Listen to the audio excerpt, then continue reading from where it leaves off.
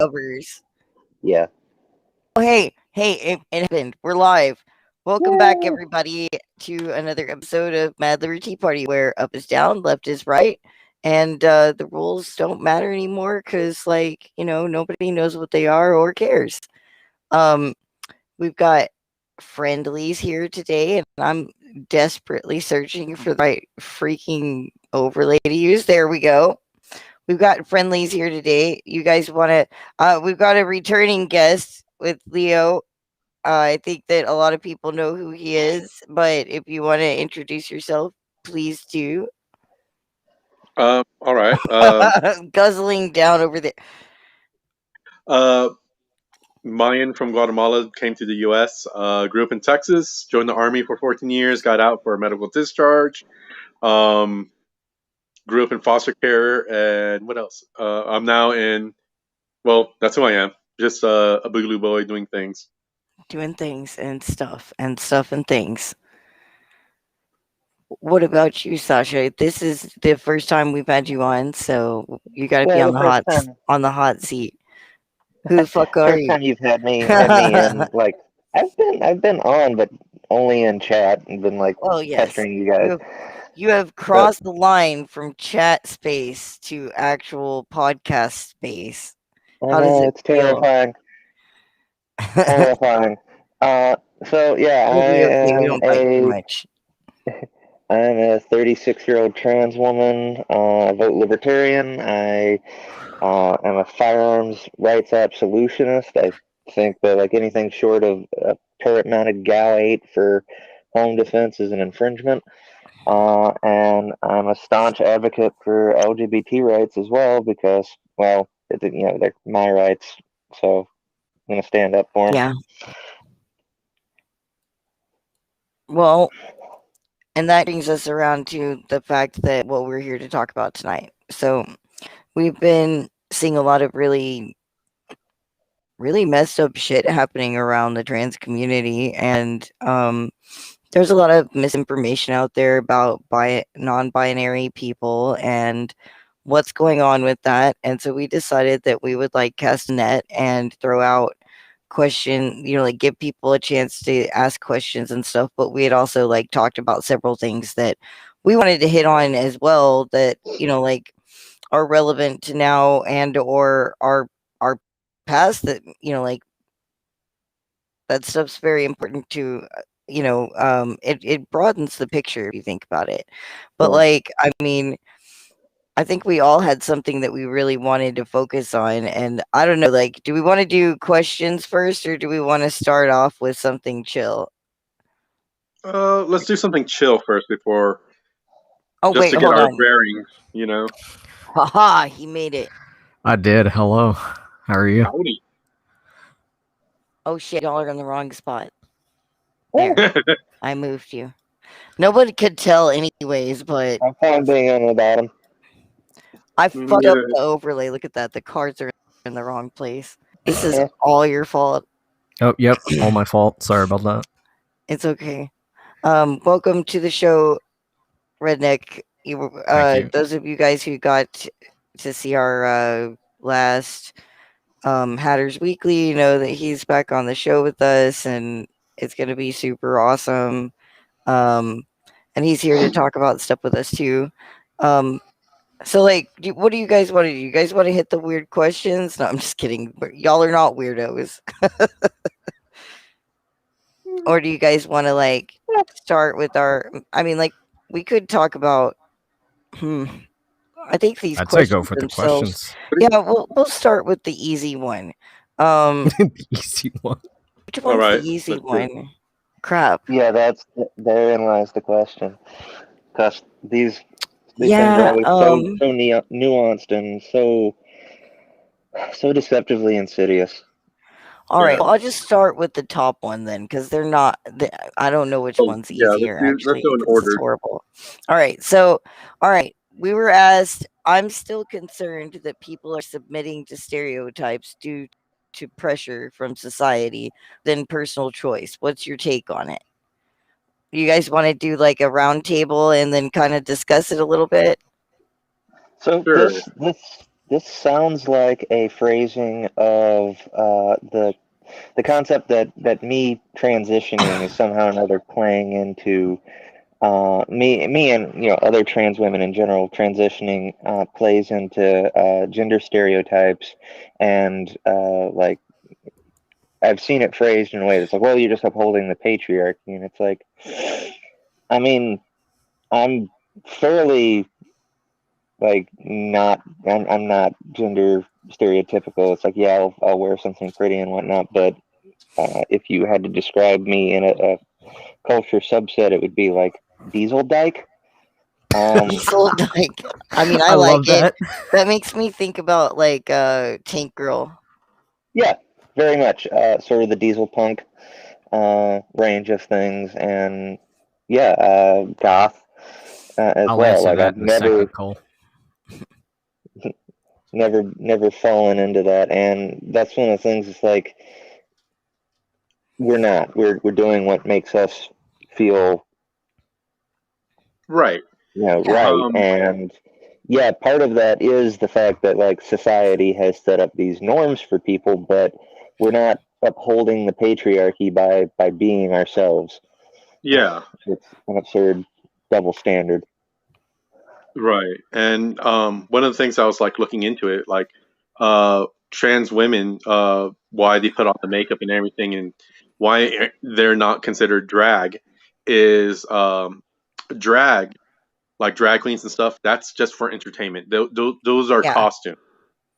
Yeah. But for a man who transitioned to be a woman, to be a transgender woman, she's doing it. And if you ask any woman anywhere, actually, men could fall off the face of the planet and women would still wear makeup because it's for themselves. It makes them feel better or whatever. Yeah. It's for their own reasons.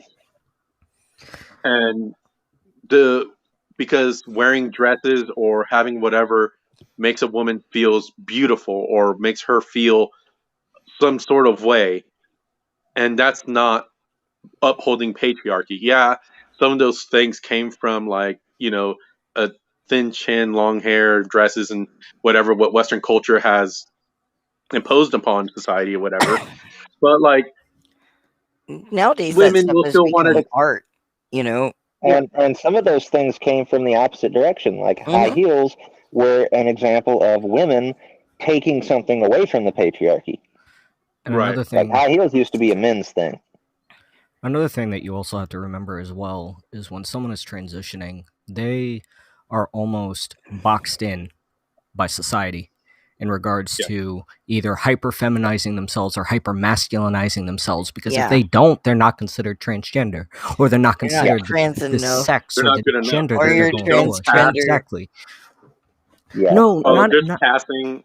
Some terminology that some people might be not aware of is like passing. It's kind of basic where if someone looks like they pass a gender, and then there's clocking when another transgender What's individual can clocking? identify another Okay. transgender person. It's like gaydar, Uh, but it's for it's trans not people. even it's not even just transgender people clocking another person. It can be a straight Yeah. person going, "Oh, I think Oh that yeah, woman it is could be a transgender," sister.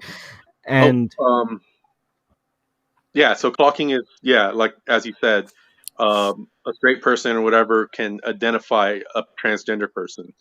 Um, uh, Other terminology. So we got trans, which is transitioning, whatever. That's the prefix in the language. Someone decided that cis, which is consistent with what you're born with to whatever, is actually the opposite prefix to trans. So Yeah. when It's someone says basically, they're cisgender, it's meaning that you're born a male to be a man and you accepted that to be your identity. yep. So it's Latin. Trans means on the other side of. Cis means on the same side of. So Sort it of, yeah. and I mean, can I as far can as I the also what? go ahead first? Don't move Go on ahead to first. the next question yet. Damn it. Yeah, no.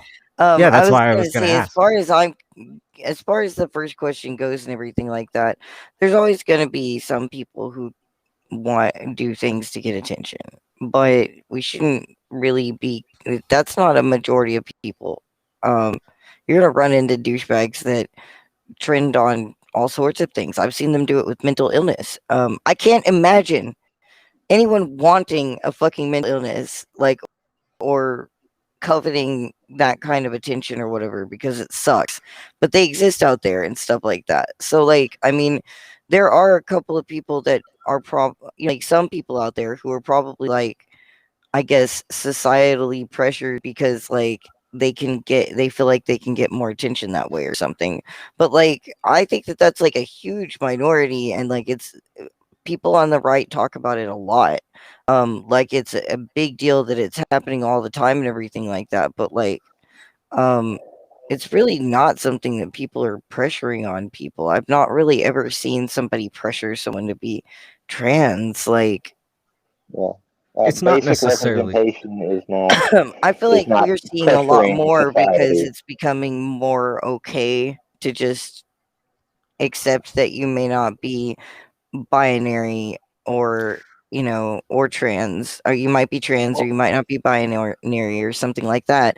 It's easier now for people to fucking come out and to even realize that stuff. Like, Yeah. Well, And actually, it's there's also a great. Oh, go ahead, Redneck. what happened. Go ahead. Hello?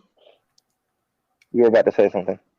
Oh, I was gonna say, primarily, it also needs to be remembered as well is just because you're transitioning doesn't mean that you have to fit into some box that society has decided what legitimately looks male or female.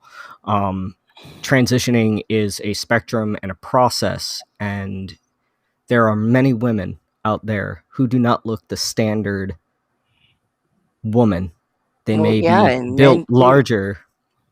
Well, they may be built larger, and the same thing goes for biological men.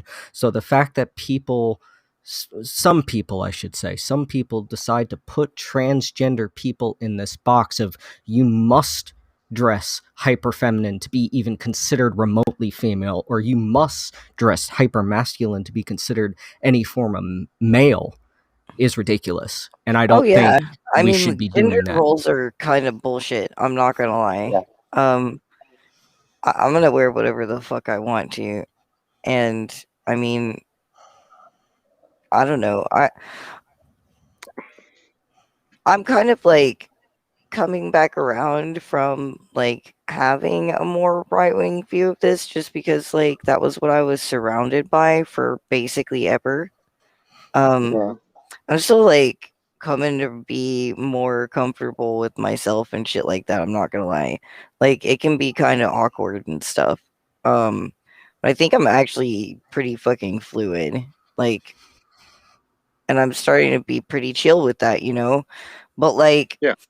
um, being around people who are okay with that and don't make a big deal out of it, like, has a lot to do with it and stuff like that. So, like, I mean, I just think that more support has brought more people around to fucking being able to understand So, so there's themselves, I actually, guess. yeah, and there's actually a really great graphic floating around out there of Oh the no, I occurrence don't of have it.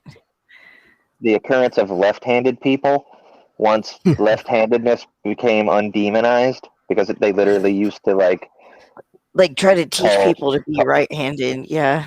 yeah, This yeah, just they in, I am literally, not a demon. yeah, exactly. They tried to claim that like you were devil, like of the devil if you were left-handed. And when people like finally accepted that that was stupid and they stopped doing that, Well, that's stupid. suddenly, oh Let's look, stop all these doing that. left-handed people. Right. Yeah. I mean, like, I still don't feel like even saying that there's probably some people doing it for attention, like a small amount of people out there who are just fucking weird. Um, most people, they're not. I don't really see people being So pressured to be trans at all. one of the funny things is I actually knew. So I was Facebook friends with somebody who was a like self-proclaimed Kekian, and A what? he Keki. one of the like Kekistanis, Oh God. and he literally lived 5 minutes away from that uh, Canadian trans woman that like makes all of the like cringe news stuff on the right wing, the like wax your balls lady. Yeah. And he was like, "Yeah, I live 5 minutes away from that person. I am convinced that they are actually a right wing troll that has taken it too far." And I'm like, I mean, maybe. Still kind of fuck them though. Yeah. They, Like, I mean, I hate to be that is fucking rude, but Jesus. Well, that's an yeah. example of like someone who just like needs to stop. And that is Well, I not mean, the trans community at all. Like most trans people are just like, no, that person, no. well, when somebody does something like as a if and they're trans or they're claiming to be trans or anything like that, you know, the media of whichever side finds it more appropriate to jump on it does so and like mass produces it until people feel like these are like common occurrences, you know. Yeah. Oh Speaking of man. which, common occurrences and false information. I guess Orton, one of his questions. Yeah, let's do their Yeah. question. Can I read this one and can I answer it first? Yes, Because sure, I go have ahead. read the I have question. I actually have legitimate experience in this. I am not a trans woman, but I am a trans man. I competed in various different sports, up to and including powerlifting, and actually one of the powerlifting organizations that I lifted for actually made a ban on transgender women or transgender people competing in their initial their desired gender specification, and I actually wrote a rebuttal to this. So I used to lift for an organization called USAPL. This was when I was in high school. I was on the high school team, and I was a woman on that team. I was a women powerlifter. I won a lot of medals. I won a lot of things. I went to nationals. And the question is, what are your thoughts on trans women being allowed to compete in women's sports? Since a lot of people believe such a thing is unfair to the biological women competing because the trans women have a biological advantage and that trans people should have their own sports category. I'm going to rebut this first with the way that how transitioning for trans women goes, usually. Now, obviously, this is pretty much the standard. There's many different ways to transition, but this is the standard way that it goes. When you begin transitioning from male to female, quote unquote, and I'm only using gender specifications simply because that's the normalized term that people will easily be able to understand it. When you begin transitioning from male to female, they begin giving you medication that stops you from producing testosterone, and it severely inhibits your ability to do so. That way, the estrogen will be able to take hold and begin your bodily changes properly. So there is no real biological advantage there unless they are not taking the medications that are needed to do that. Now, with trans men, it's a lot different. Testosterone is a much stronger hormone. And I don't mean that in a method that is rude. More It potent. Yes, Yeah. that's the word. It's more potent, so I don't need to take things to keep myself from producing estrogen. The testosterone overpowers that estrogen. So all I need to do is take a weekly shot of testosterone, everything that way. But because testosterone is more potent for men transitioning to become women, they need to take a few more steps to be able to begin that transition successfully. So that biological advantage there doesn't really exist once you actively begin to do that transition. Mm-hmm. And Yep. I don't think that there should be their own sports category because, like I said before, there's no real biological advantage if the person has been transitioning already. And Yep. I think that that is a major talking point that a lot of people like to bring up. Well, the testosterone in the blood and all this and everything that way. It's like, it's difficult Also, to. Oh, go ahead. Go ahead. I also want to point out that I was looking into this, and I've been finding out that testosterone hasn't been proven to show that that actually gives you an advantage in sports. It does help build muscle, but that doesn't mean that you're going to be better at sports. The only reason why when it becomes an issue is if you begin to start taking synthetic testosterone that begins helping you build muscle. Like you see this a lot in the bodybuilding, not necessarily powerlifting, because powerlifting is based on natural strength alone, where bodybuilding is pretty much showing the cut of muscle, showing the definition of muscular structure. And women and men both will take synthetic testosterone or androgen solutions to be able to build that muscle so they can win those competitions. Right. And when you're taking testosterone as a transitional, like you're transitioning from female to male, you're only taking the amount that is found in a normal human male.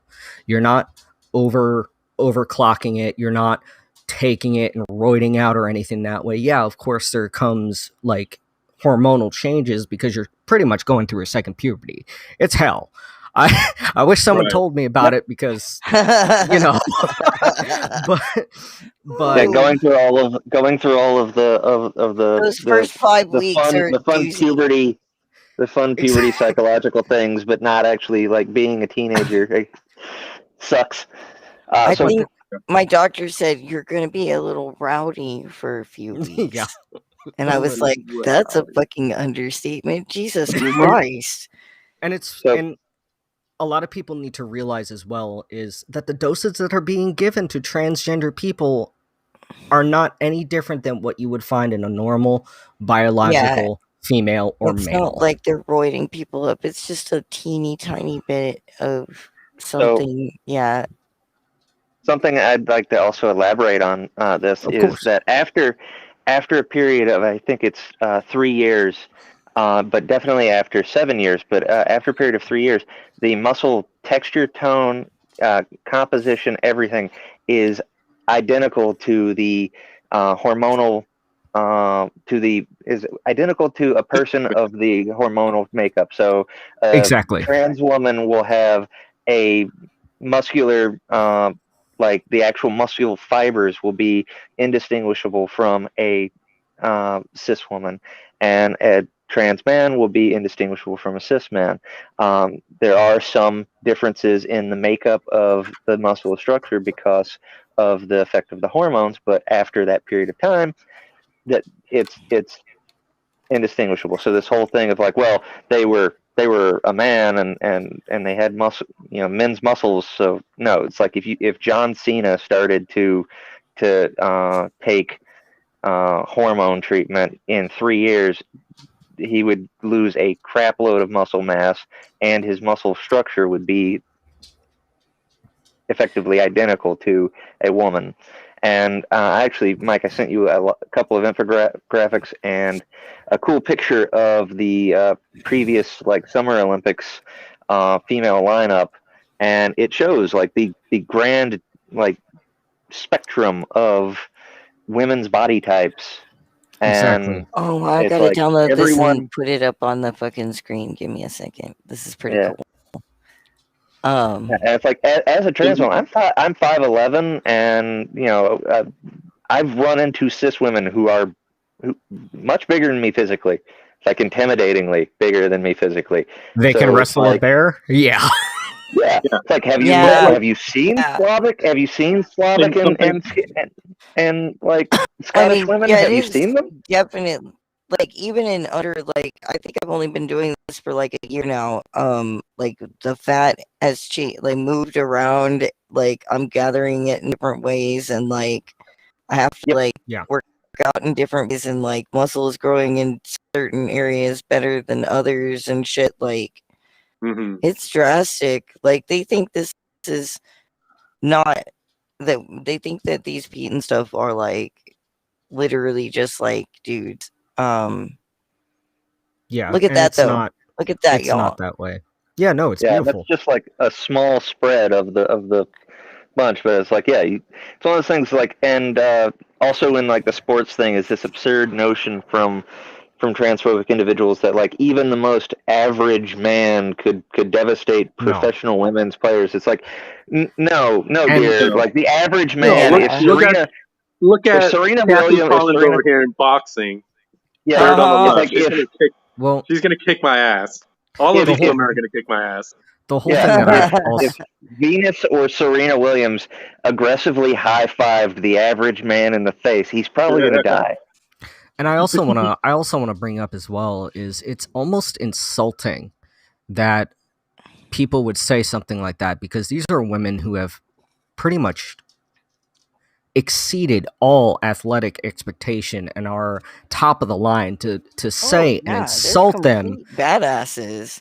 No, to say and insult them in such a way that even the average man would be able to take them down. No.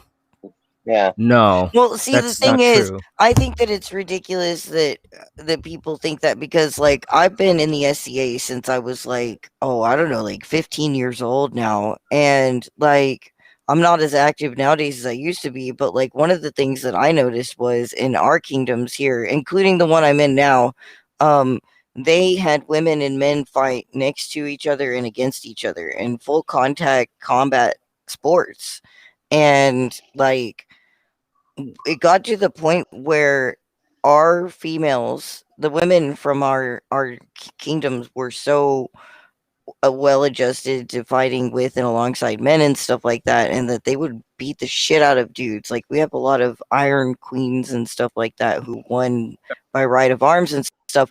And also, like when they would go to other kingdoms where they had them separated, they would not be allowed to fight other women because they would hurt them on accident, like just on accident.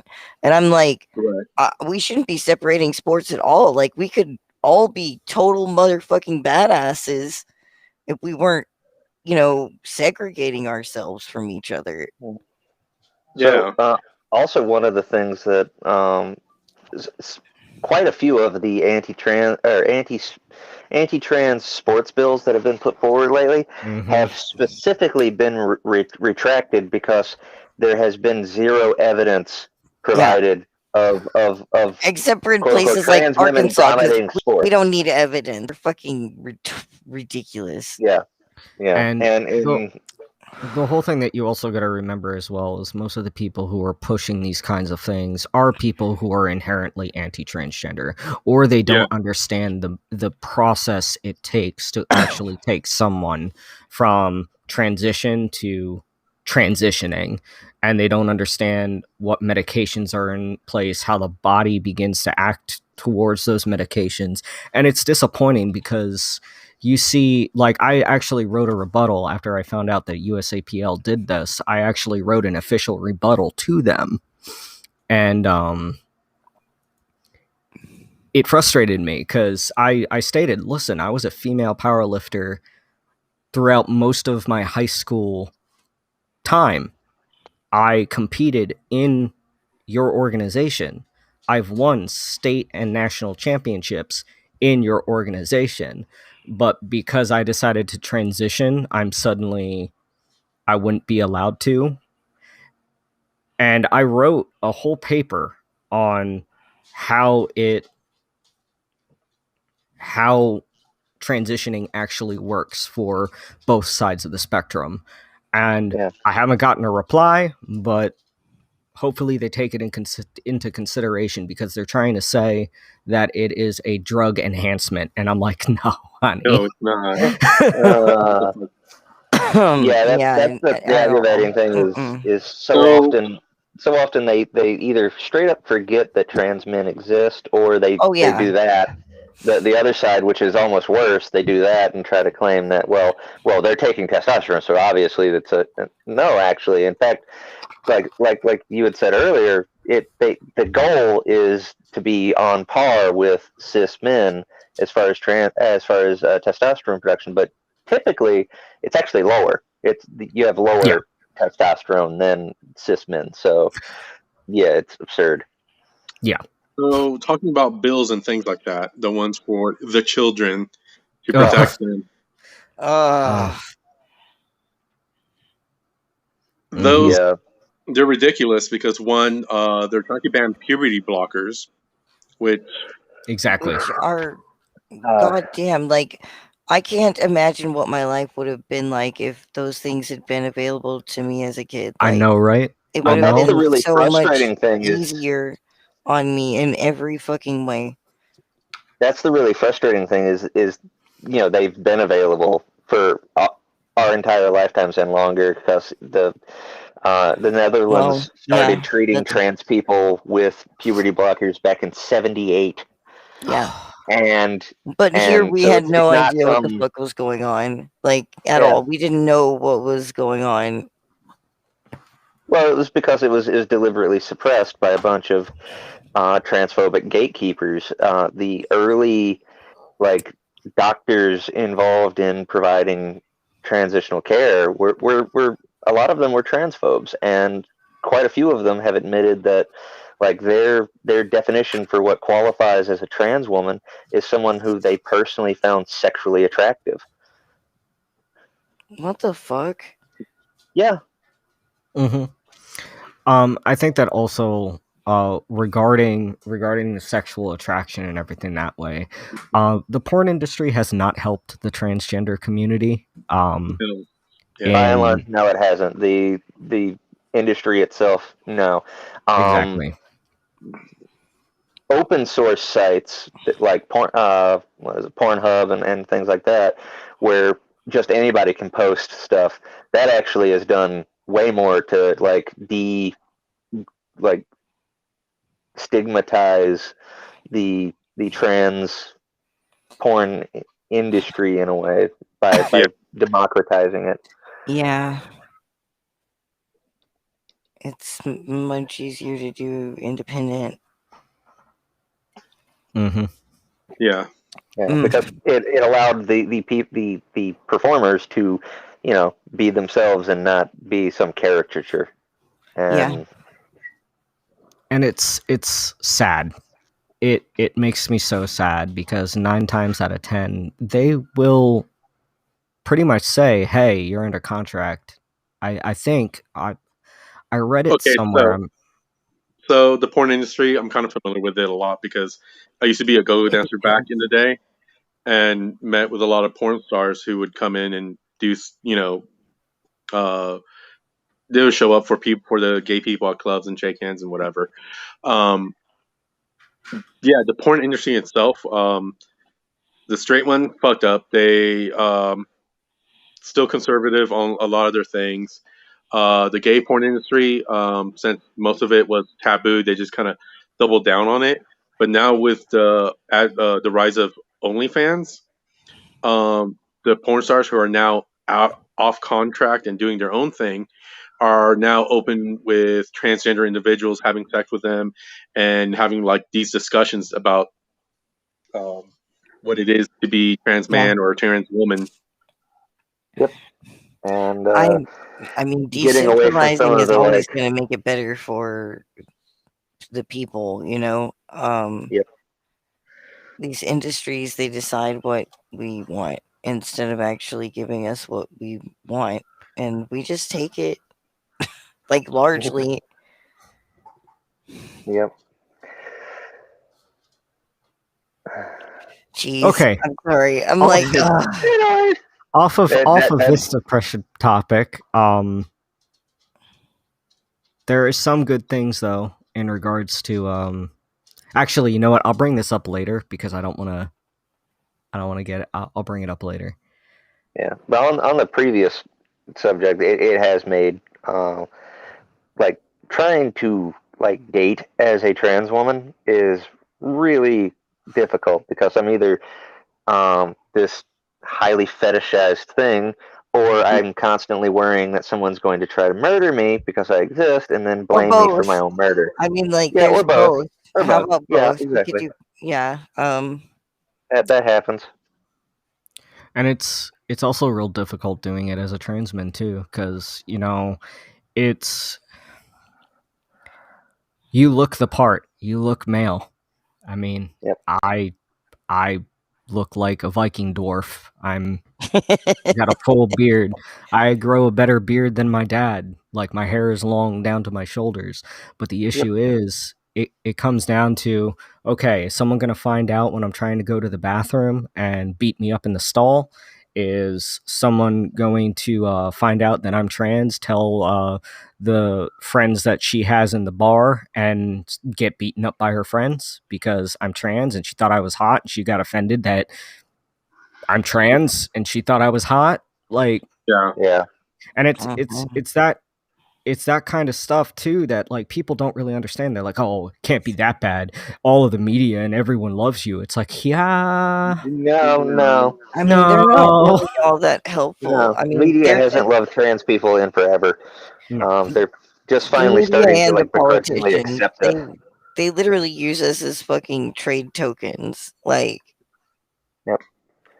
they Like fucking the sit only around example deciding of whether or not we have right to exist, basically half the time. So like, one of the only examples that I've seen that isn't like disgustingly patronizing of trans representation is actually um, Supergirl, despite its like cringy level of like leftist uh, centric stuff. Like the actress that they have on there and her representation is presented very well, very balanced. But of course, I haven't the watched right much wings of that. freaks out over it still, regardless.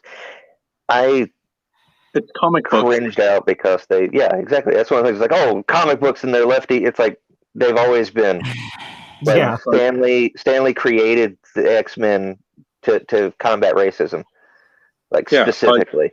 like Professor X and whatchamacallit, Magneto are literally based off of Malcolm X and Martin Luther King. Mm-hmm. Yeah. And It's like, well, whatever. yeah. Anyway, back to you. Yeah, comic books are lefty. That's fine. We got it. It's true though. Yeah, it's true. Yeah. Like these motherfuckers who get so fucking upset about shit are the same people that are like, "Oh, look at these snowflakes," and I'm just like, Yeah, Oh, I can't. George Carlin's rest in power, my man. But his take on snowflakes was great. He actually did one on snowflakes, and it's like, yeah, these damn boomers are the biggest snowflakes on the planet. Oh my god! Like the people who complain about participation trophies are the walking embodiment of participation trophies. They're the ones who created participation trophies. "Hey, Mhm. I'm give it Yeah. to allowed us. to I'm allowed to complain about participation trophies." I was like one of the first groups of kids to get them, and we used to get beat up for them. Yeah. No, like I got Like, I one. don't want One. one. I got one Yeah, well, once. that's And one I of was the like, things. what the Like, fuck we you didn't did? want them.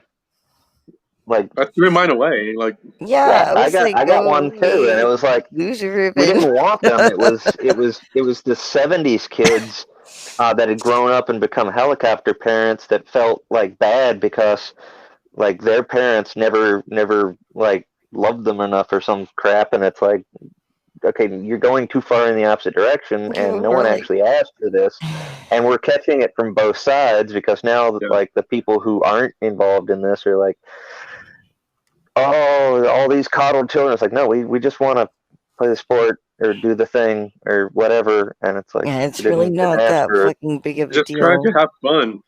Yeah, it was a combination of like helicopter parenting and manufactured outrage, which is one of the things that like so much of this is just manufactured outrage, and I get really frustrated when people um, latch on to that kind of BS manufactured outrage, like Yeah, I do too. people who intentionally don't understand, and it's willful ignorance to not understand that like what puberty blockers are, how that's not HRT, and like the fact that no one is trying to give that to 3 year Yeah, olds. and they don't hurt Yeah. people, It's it's not like, gonna, like, hurt anybody. You can decide to stop Doesn't and then hurt just you. go along with your own shit. yeah, It's and reversible. Yeah, it's the reversible. only You just the only side effect, there are two. The only side effect is if you take it for more than 5 years, you have a slightly lower bone density which is easily correctable by increasing nutrient uptake. Exactly. And for trans women, trans girls, the longer you go without being exposed to the puberty hormones, the taller you will wind up, paradoxically.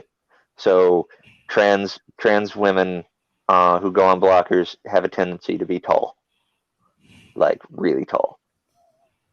I I wish mean, I was I'm not tall. complaining about tallness. Like, Yeah, and I that's mean, one of the things. It's like it's actually I'm recommended basically a for trans dwarf. men, for trans boys to go on blockers longer because it allows the eventual like their eventual max height to be taller. Mm-hmm. Mm-hmm. I'm jealous. Yeah, you I'm and like, me I both. wanted the fucking puberty blockers. God damn it. I Yeah, believe in you.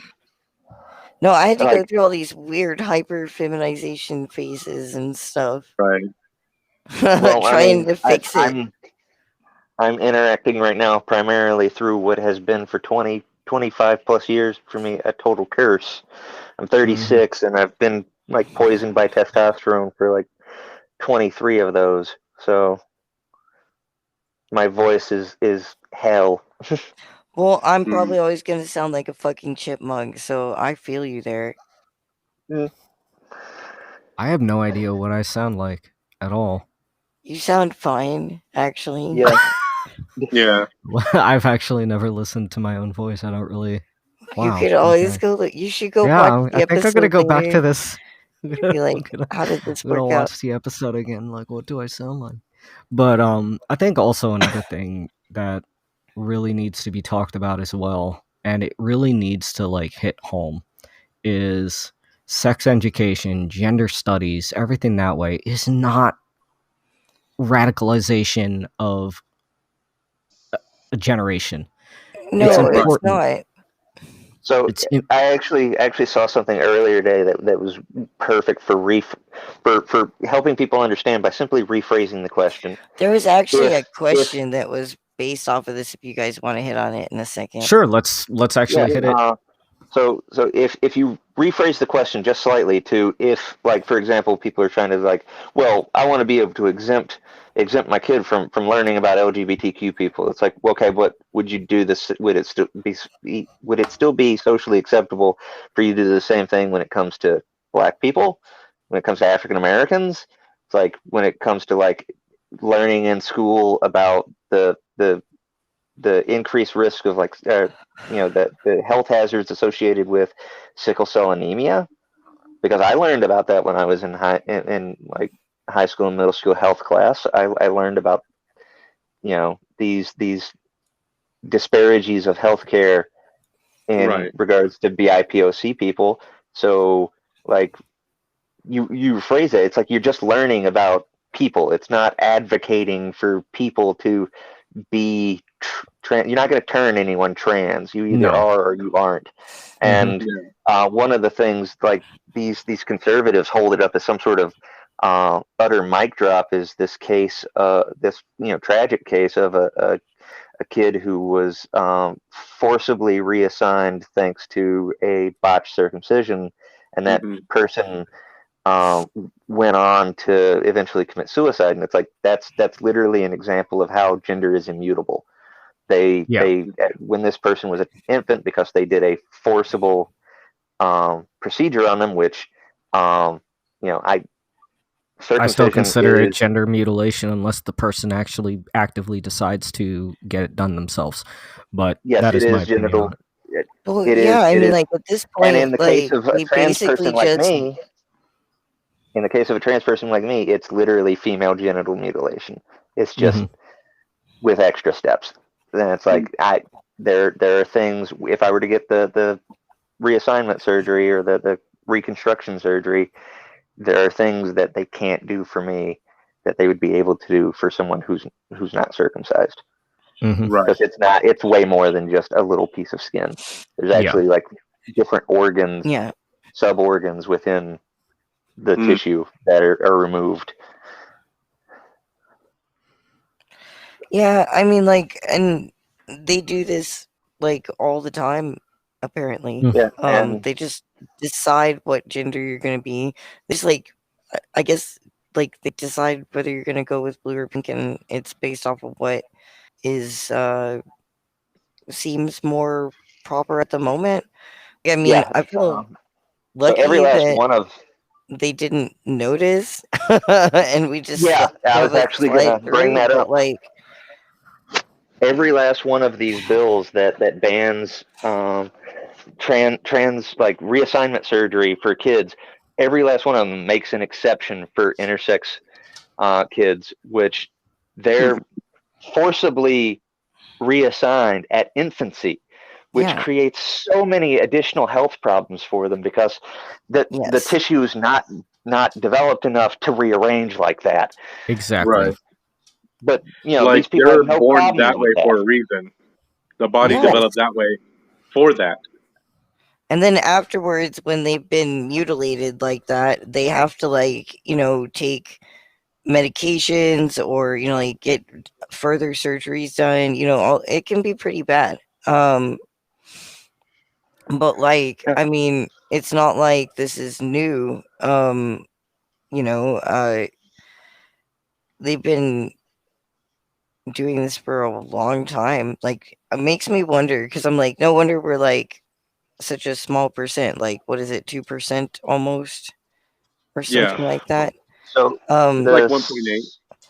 the they, six most common phenotypes of intersex individuals, just counting for the statistics for like the 1 in 1,000 or whatever, yeah, globally that would be over almost 15 million people, which Hmm. puts if you had a country that was just made up of all the intersex people on the planet, it would be it would be in the top 30 countries, populated countries on the planet at 15 million. So it's a small number when you compare to the entire population of 7 billion people. But when you start thinking about it in terms of like, what if how many all people of the is that? people were just in one country? That's actually pretty big. A lot of people. Yeah. It's a lot of That people, that yeah. puts them at a higher that would put that country of like the intersex country, if there was one, at a higher population than Denmark. Yeah. Yeah, I don't So really see what's so radical about removing people. I mean, like, stopping this, like, not allowing this to happen to people, and, like, just trying to educate people about, the actual science of our we have always had terrible fucking sex education. Like, we don't want to talk to yeah, our kids about this it, stuff at all. So it's always been fucking confusing.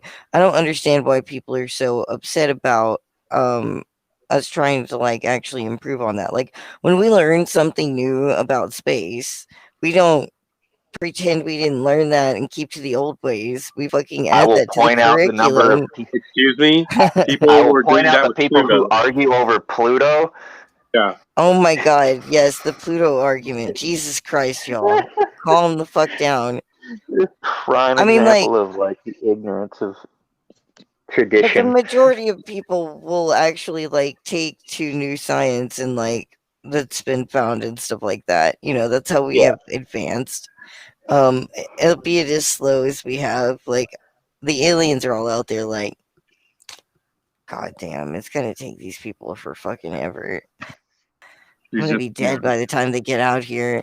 Um, but like, crap, I lost my fucking train of thought because I was no looking at worries. Griffin making smiley faces. Uh, Hi. Um, but I mean, like, yeah, that's it. So like when we do learn new things and they become like obvious facts, we add them into like curriculum and stuff, unless so the crown doesn't will it. yeah, and Like, that's actually the thing. It's like the knowledge of trans and intersex people isn't new. It's been around since time and memoriam. Like there's history of transgender people in like 5,000 BC. Oftentimes they were considered sacred beings. Yes, Mhm. actually, that's true in the Hawaiian culture. The people who like taught hula and whatnot were often a at the a section. Uh, it was more or less considered a third gender, but they were trans people. They were trans women more often than not, and um, that's also true of the Northern Scandinavian and Eastern European Sami people, the shamanic people. The high prevalence of transgender in that, and in Greek and Roman history. There's a legend of how Dionysus would get Apollo drunk in order to create men and women with with bodies that didn't match their souls, and how those One of people my were favorite ones. often priests and priestesses accordingly to their trans nature, and I just it's like to tell people when they ask me what the fuck is wrong with me that I just like look up and be like, I'm just like sun's drunk and just walk off and they don't get it. yes, yes, I want to use that yes. from now on. Sun's Sun's drunk. drunk. Uh, but I mean, yeah, like, it's yeah, it's priceless. You and have to use it. yeah. But like the like most famous image of on the planet of book burning, and one that's become ironically popular for the far right to use Hmm. when discussing censorship. That picture of a bunch of brown shirts throwing books into a fire. That's literally a library, a decades long comprehensive library on the existence of LGBT individuals and their validity that was being thrown in the flames. That Mhm. was the Institute de Sexualité, or how I can't do German of it, but it was the Institution of Sexuality Studies, and yeah, that was the validation. That was decades worth of that, and that's not the first time that history's been burned to hide Ooh. our existence. Yeah, and I mean, like, it's just, I feel like we've gone backwards into like the 90s again recently, and It's the man, boomers. The younger generation I've noticed is a it's lot the better at boomers. accepting that. God damn it. I also want to bring up as well, because I know it's probably going to come up at some point, is there are extremists in all aspects of different activism. There's extremists in the Yeah. transgender activism part and everything that way, and a lot of things that are heard about transgender issues and LGBT plus issues is these talking points from those extreme bad actors instead Yeah. of the actual living voices of the people who make up the majority, who are going, no, that bitch crazy, Yeah. don't And on top of that, you also, because of the anonymity of Twitter and everything, you also have Mhm. sock puppet accounts. You have fake accounts created by bigoted individuals who pretend to be minority groups. That Yeah. happens.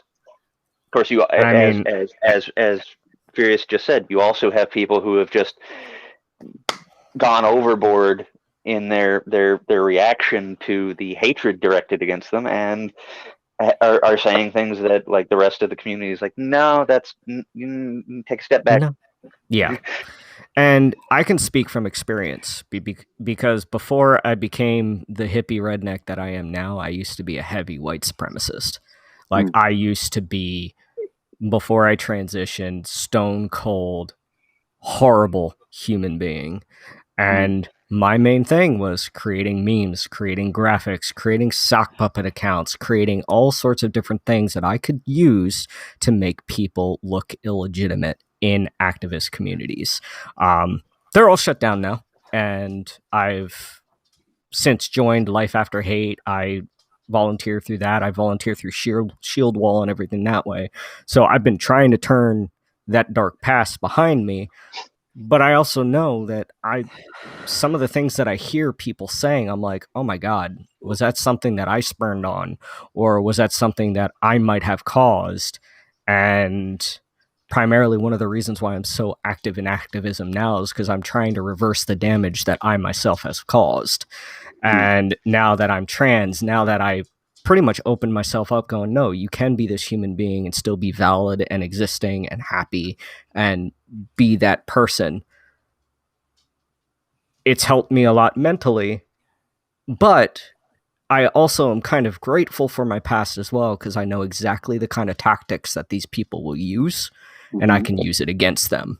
So I kind of am like, thank you, but no thank you. Yeah, and that's actually something I've noticed in when it comes to sort of the opposition to equality is they tend to fall into one of two groups. They're either someone who was victimized at some point and they're taking it out on the entirety of the group in question, which is wrong because that's a generalization and nobody. We're all people, and I especially hate it when I see it coming from the Libertarian Party or self-proclaimed libertarians. It's like the so-called party of the individual engaging in horrifying tribalism, and it's like stop that. And well, actually, it's three groups. The other one is people who, like in the case of TERFs, trans exclusionary radical feminists. I see a lot of them. Like they realize that like the sort of societal dismantling of patriarchal control and whatnot isn't going to happen likely. Like this goal of equality might take longer than we'll be around, unfortunately. And so they have responded by targeting a group that is also marginalized, but it's a battle they think they can win, and they're literally like aligning themselves with neo-Nazis and like the freaking Heritage Foundation, which does not at all have the interest of feminism in their hearts in any way, shape, or form. It's actively working against it, but because they'll help them win this winnable battle that they don't need to be fighting, because like most trans women, myself included, are very much on the side of women's rights for all sorts of things. So this bad faith framing that somehow or another I'm an inherent threat to their to womanhood is just fucking absurd. Yeah. And it's one of those things. It's like, well, I've literally had people tell me that like my voice was too deep to possibly be a woman, and I'm like, B. Arthur. Yeah. Yeah. And there's also a good point as well to this too, because I have interacted with a great many people who were homophobic, transphobic, everything that way. One in particular was when I was going to school. I was speaking to a man, one of my fellow students, and everything that way. And we had gotten into a conversation, and he said that he was in prison and everything that way, and he dealt with a really serious situation. And it got onto we left it at that for a little while, but then we got onto the topic, and I said, well, I'm gonna come out, because he was just like, so he could tell I was alluding to something. I don't know why I was skirting the conversation, probably because I was surrounded by Trumpers. But I finally said, I'm gay. I date men, and everything that way. And he actually came out to me and goes, I got to admit to you, I'm a little bit homophobic. And I'm like, well, what's going on with that? What happened? And he told me what happened to him in prison. And I'm not going to mention it on air or anything. I'm pretty sure we all know what possibly it could be. But we got to talking about it and everything that way. And I said, no, that any self-respecting human being, gay or not, would know that particular act is not okay.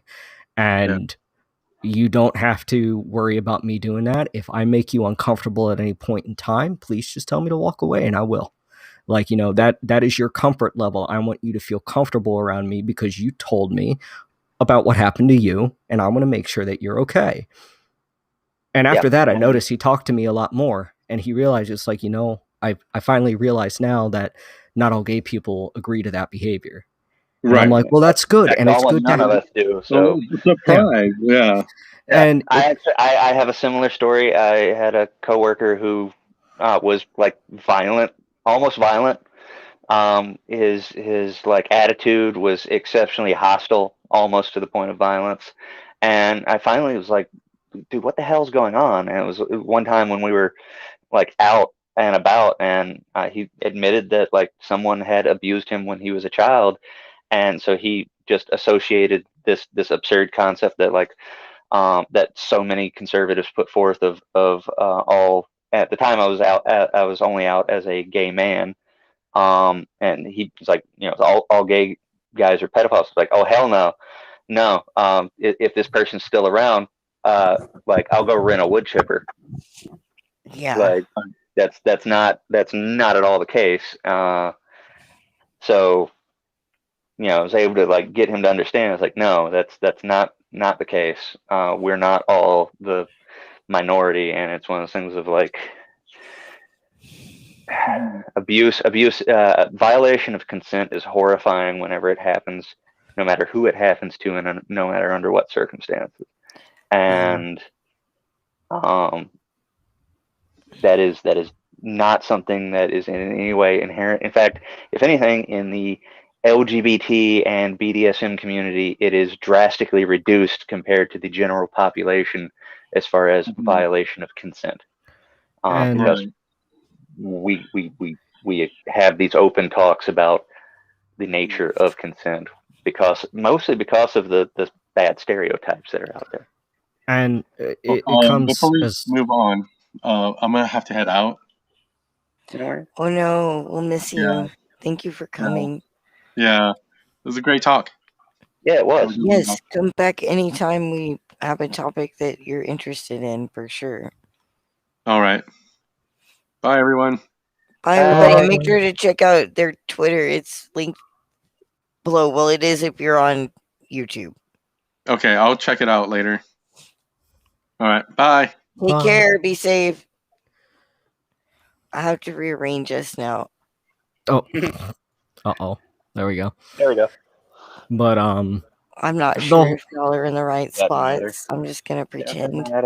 But like the whole thing box.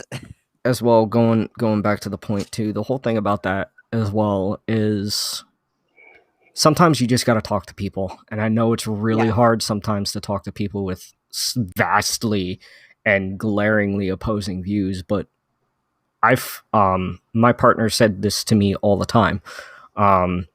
When they're conflated with a human face to an issue or to a stereotype they have in their face, like in their mind, like when they're confronted with a human face that goes with that, the stereotype will wipe away.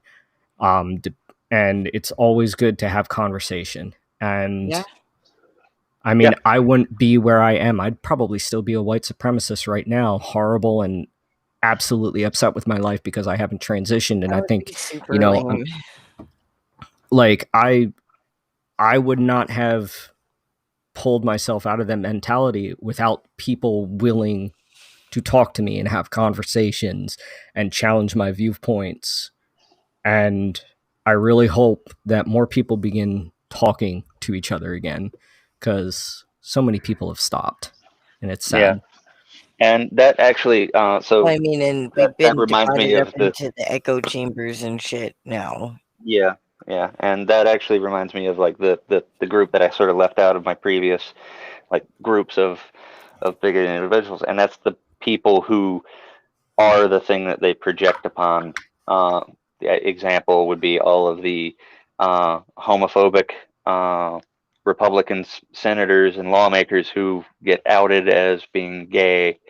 And like I genuinely think that there's a certain amount of that occurs in both the transphobic and other groups that there's a special place in hell for people like that. No, I wouldn't say that. I wouldn't say that. I feel more.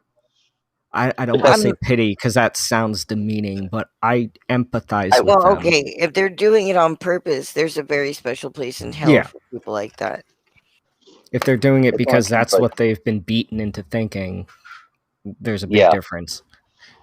yeah, and like there are people who, yeah, it's like you've had your opportunity to like not, could you not? Because society has moved to a point where you could just not project like that.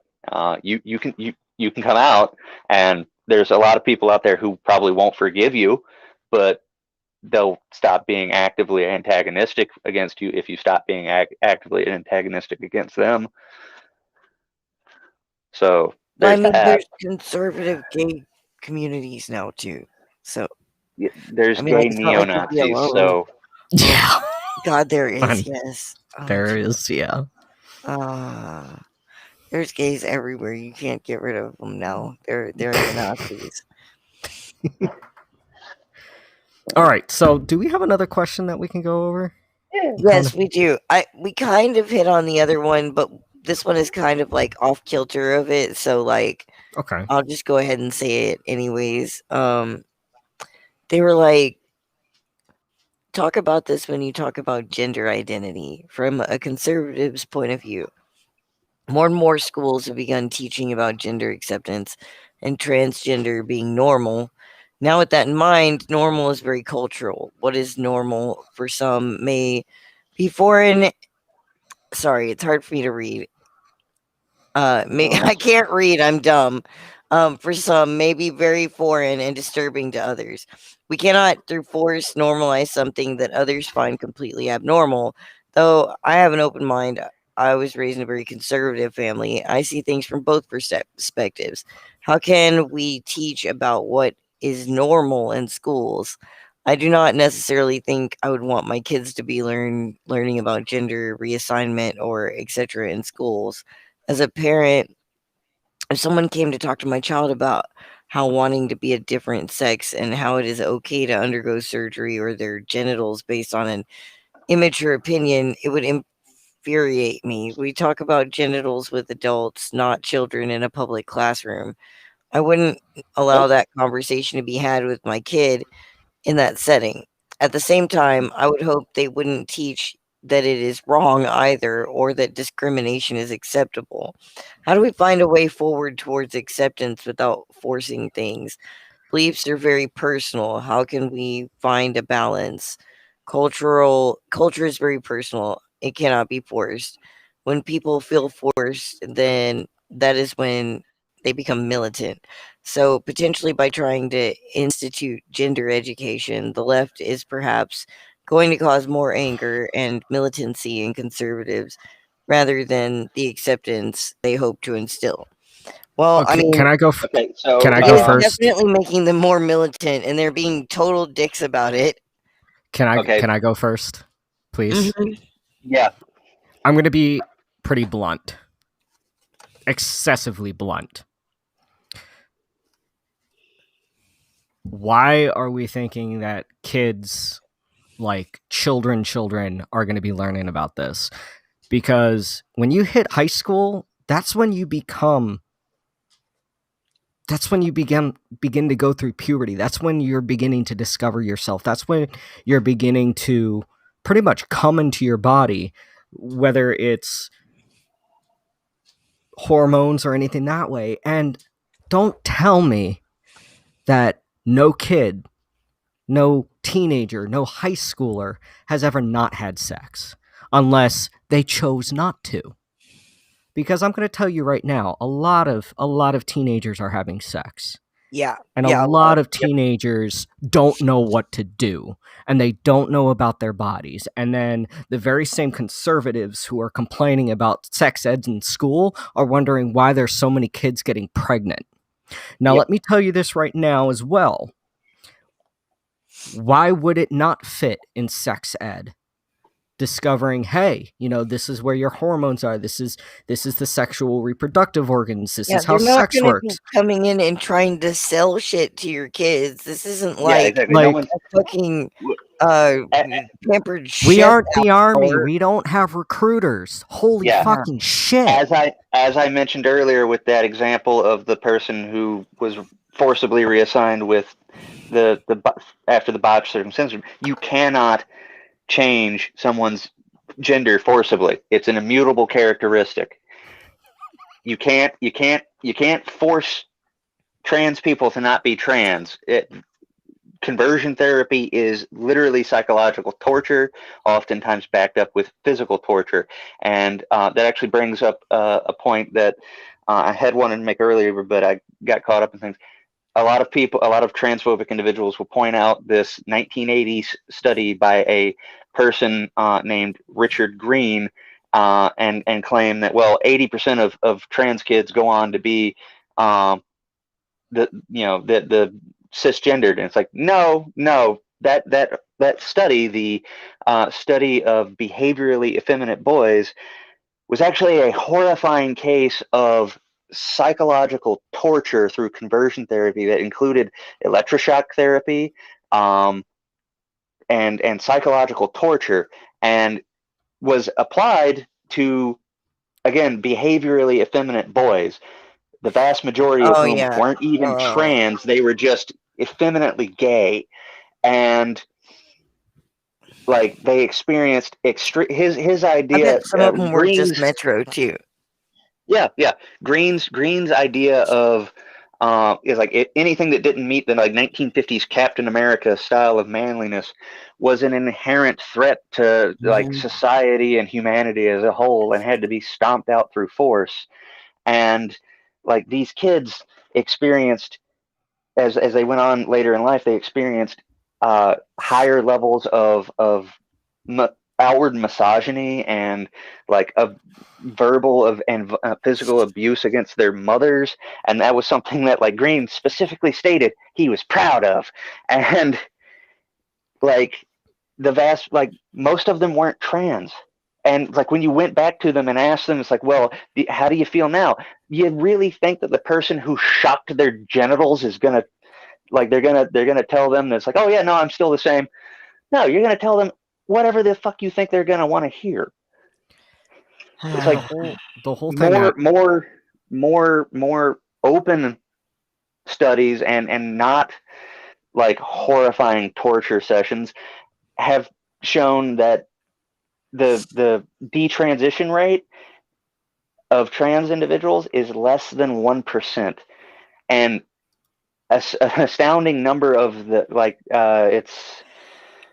it's over 70% of that 1% specifically stated that they detransitioned because they experienced transphobia, and most of them go on to retransition. That's something that gets left out of the discussion, is the number of people who retransition later on in life because they're in a place where they're safer. And the whole thing, another thing, actually a whole other thing that I want to bring up as well with this question is, you mentioned it should not be taught in that setting. When are you going to teach them? Yeah. Well, most of these people. Hold on. I'm not done. When are you going to teach them? Because 90% of the people who have that exact attitude are the same people who tell their daughters you're not allowed to date until you're 30. Yeah. I'm sorry. No, thank you. I don't trust you to be able to teach what needs to be known, because you think your daughter is not worth being treated like an adult until she's 30. Yeah. And I know a lot of people go, hey, that's just a joke. No, that's not a joke. Yeah. It's not. And this is the same mentality that forces our not to mention the amount teenagers. of people who I know that actually do not know how their vagina functions. Like, just the basics. Yeah. They don't know how their vagina functions. Like, what the fuck? Oh, the number of people who don't, it goes both ways. There's an incredible number of people who don't understand like how their dick works either. That's true. Yeah. You'd think that would be, because it. But anyway, when I first read that question earlier, my first response was, this was someone who parents opted them out of sex ed in the 90s, isn't it? And because we totally learned about genitals and venereal diseases and all kinds of things, and and I'm not trying to be mean with the way that I'm responding. I'm just really tired of parents saying, well, my kid shouldn't learn about that. Okay, Jimmy, when you're going to teach your kid? Well, I mean, yeah, that's how we would end up with like a shit ton of fucking incredibly ignorant people. Oh wait, we've already done that. Whoops. Exactly. Yeah. And these are from the Whoops. same people. These are also from the same people who complain that the schools weren't open because of COVID-19 and they had to teach their kids and they had to make sure that their kids were going through all their classes. Oh, boo hoo. Yeah. Next. Honestly, personally, I don't think that public schools should be teaching any children. I think it's horrible, and everyone should be teaching their own children. But Well, that's how you get even people more are ignorant horrible people, and I think. lazy. Yeah. Well, no, I mean, Unfortunately, like, that's you how could you do, you'll like, wind up with. pod schooling and shit where everybody takes turns, so you'll end up with the smart parents doing shit What sometimes. what I think should happen. I actually, you know what? No, this is sex and gender. I don't want to go into this because it's going to turn into like an education thing. But Yeah, let's not get into the the. one thing that I want to say is sex ed is incredibly important, especially It for is, and teenagers. it's incredibly Yeah. neglected. And I not will point out like the instances in Florida of individuals who teenagers who were teenage girls who were drinking like bottle caps full of a mixture of Mountain Dew and bleach because they thought that it would prevent them from having kids. It's like, well, I mean, if Oh you're my dead, then yes, god. you won't have kids. Uh, yeah. Oh my The god. Well, yeah, I the mean, they wonder why comprehensive. this shit happens.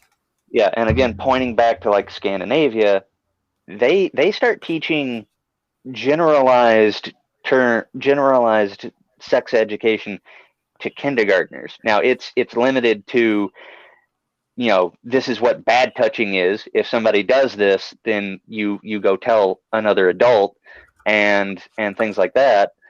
Yeah, And they have a like, and then as they get older, when they get to like the 10 to 12 range, they receive a slightly more adult version of education and a slightly more adult as they get older. But like the concept of condoms are something that like 7-year-olds in these countries are aware of, and they don't have issues with like it's not like the little kids are going out and having sex, because they're not. It's no. the absurdity that is that, well, if we teach them, then they'll go do it. That's absurd, and it's backed up by these other countries that do it differently. Well, and yeah, if And you another know all the fucking risks and all the shit and all this stuff, like, you don't. It's not just about knowing how sex works, though. It's also about, like, actually maintaining your health. Like, yeah, and people no the fear mongering also people doesn't work, because don't I went through. understand how to work tampons. They don't Yep, understand how to work, like, basic human necessities and shit like that. they don't And understand things like you they end can up get giving syphilis from them kissing people. well, yeah, like, they end up getting them horrible diseases and shit like that, just because they don't understand the risks or how to protect themselves from all these different things and shit. It's fucking Yep. ridiculous. Like, they'd rather people literally die and than teach them about their fucking vaginas. there's another thing that I want to bring up here as well too. Sex ed is incredibly important because yes, as a parent, you can teach your kids about certain things. However, in sex ed, it's a strictly educational thing. There's no Yeah, it's actual not sex about. involved, and the kids are able to ask questions that they are too nervous or too scared to ask you about Yep. because you're their parent. They're not going to want to ask their parents about certain things. It provides them an outlet where they can get the answers they need Yeah, in a because strict academic area. if they don't get it in a safe environment, they're gonna get it from Pornhub. Yeah. Yeah, Yeah. and Like, Pornhub's Or not the or best or teacher. it's true weird, though. weird other stuff. What was it? South Park that did the episode about like ear fucking? Yes, yes. Oh my god, Yeah, yes. prime example. Like that's like Oh the god. absurdist thing of, and that was actually based off of the instances of um like people using weird concoctions for birth control and stuff like that. And yeah, it's like if you look at the places where they switched to abstinence only education, teen pregnancy went up, teen STDs went up. And as soon as they stopped that and went back to comprehensive education, all of those numbers plummeted again. Well, the only And other, I mean, like, wait, continue your thought because I forgot what I was yeah, gonna say. Please. no worries. And it's one of those things like it creates, when it's applied to trans people, it creates this weird catch-22, because again, you're telling people who probably are who you're telling people who are already trans that it's okay for them to exist, so they're going to come out. You're not creating trans people. The absurdity of what has been coined as rapid onset gender dysphoria is absolute absurd, and it plays a lot into parental confirmation bias. Parents ignore the distress of their children when it comes to things like gender. And something that really needs to be mentioned, especially with this question as well. What if your kid has a question regarding transgender issues? What if your kid is struggling with gender dysphoria, and because you're like, oh, I'd be super fucking pissed off if they taught that to my kid in school and herka durka durka durka. Well, you've already proven to your kid that you're not trusted to talk to them. That where are they going to find that information? Where are they going to actually learn that it is absolutely okay? And yes, it's normal for some people to have these thoughts. It's normal for some people to feel this way, because you just shut off your line of communication right there. Now your kid's never going to listen to you. Yeah. Never I going to ask you am about anything. I am, as I said earlier, I'm 36. I'll be turning 37 soon. One of my earliest memories, dating back to like 3 or 4, is of being put in timeout at the church-run daycare that I went to for playing dress up wrong. By the time I was 5, I had intrinsically internalized the concept that continuing to push the fact that I didn't feel like a boy was inherently dangerous to my safety. And by the time I was 7, I understood that being me could literally get me murdered. And not only that, but nothing would be done to the person who did it. And so, yes, it is entirely, I shut down. I never really made close friends growing up because of that, because I knew I couldn't be open with people. So I became exceptionally good at superficial conversation, at knowing a lot of facts about things, but never really opening up to people. And people nowadays are like, "Oh, wow, you're so knowledgeable and stuff." It's like, yeah, it was a defense mechanism to prevent me Exactly. from getting murdered. It's one of those things. Like, it's just like they never intended it to be this backhanded thing, but for me, it is kind of a little knife in the back every time of like, yeah, there's that. It was to keep me from getting murdered. I And learned a bunch of shit, but as a result, I also, like, aside from a few key moments, I don't remember my childhood. People will go into like great details about, oh, this one time I was hanging out with someone, and I'm like, I can't remember anyone's name from before high school. Period. Yeah, I'm the same way. I mean, I was lucky enough to have a father that surprised the hell out of me with his support. Like, I mean, he is the most diehard Republican that you could ever think of.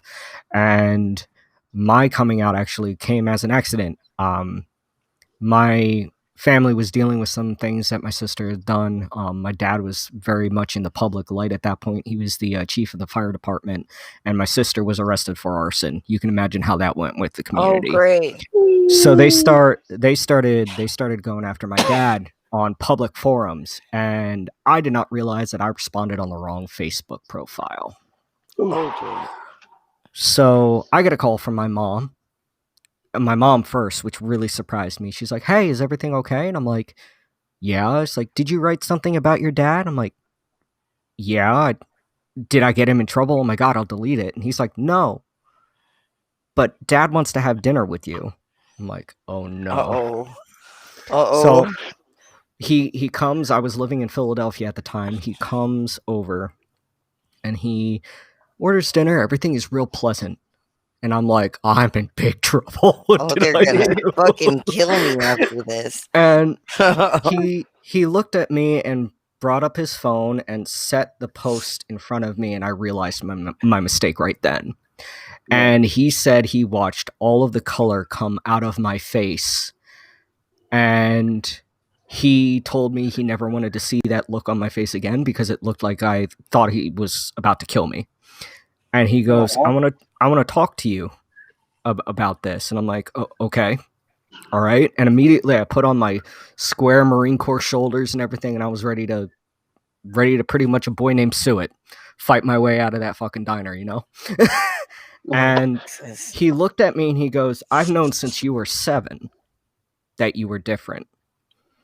When you decided to choose baggy cargo pants over sundress like your sisters, I knew you were different when you asked to go fishing, where I had to ask your sisters to go fishing with me.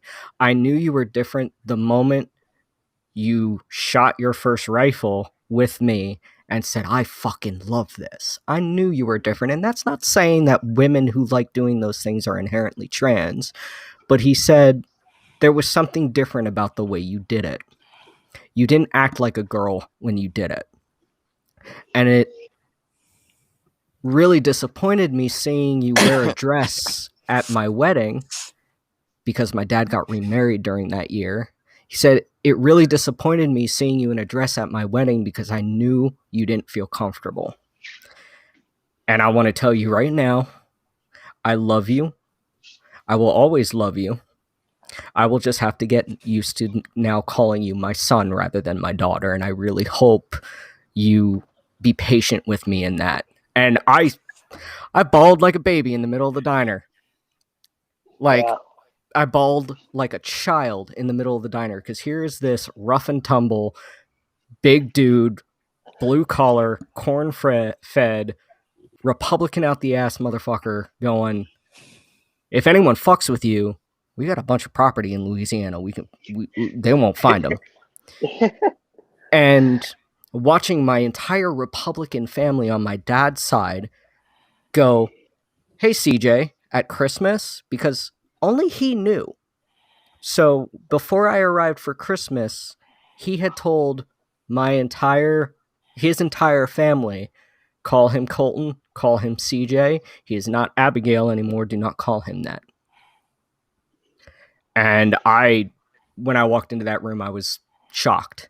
So I want to tell people that there are different aspects. Your dad or your parents who you are worried may never support you for this thing, they may surprise you. And the parents you think that will support you may surprise you as well. And I just want to say that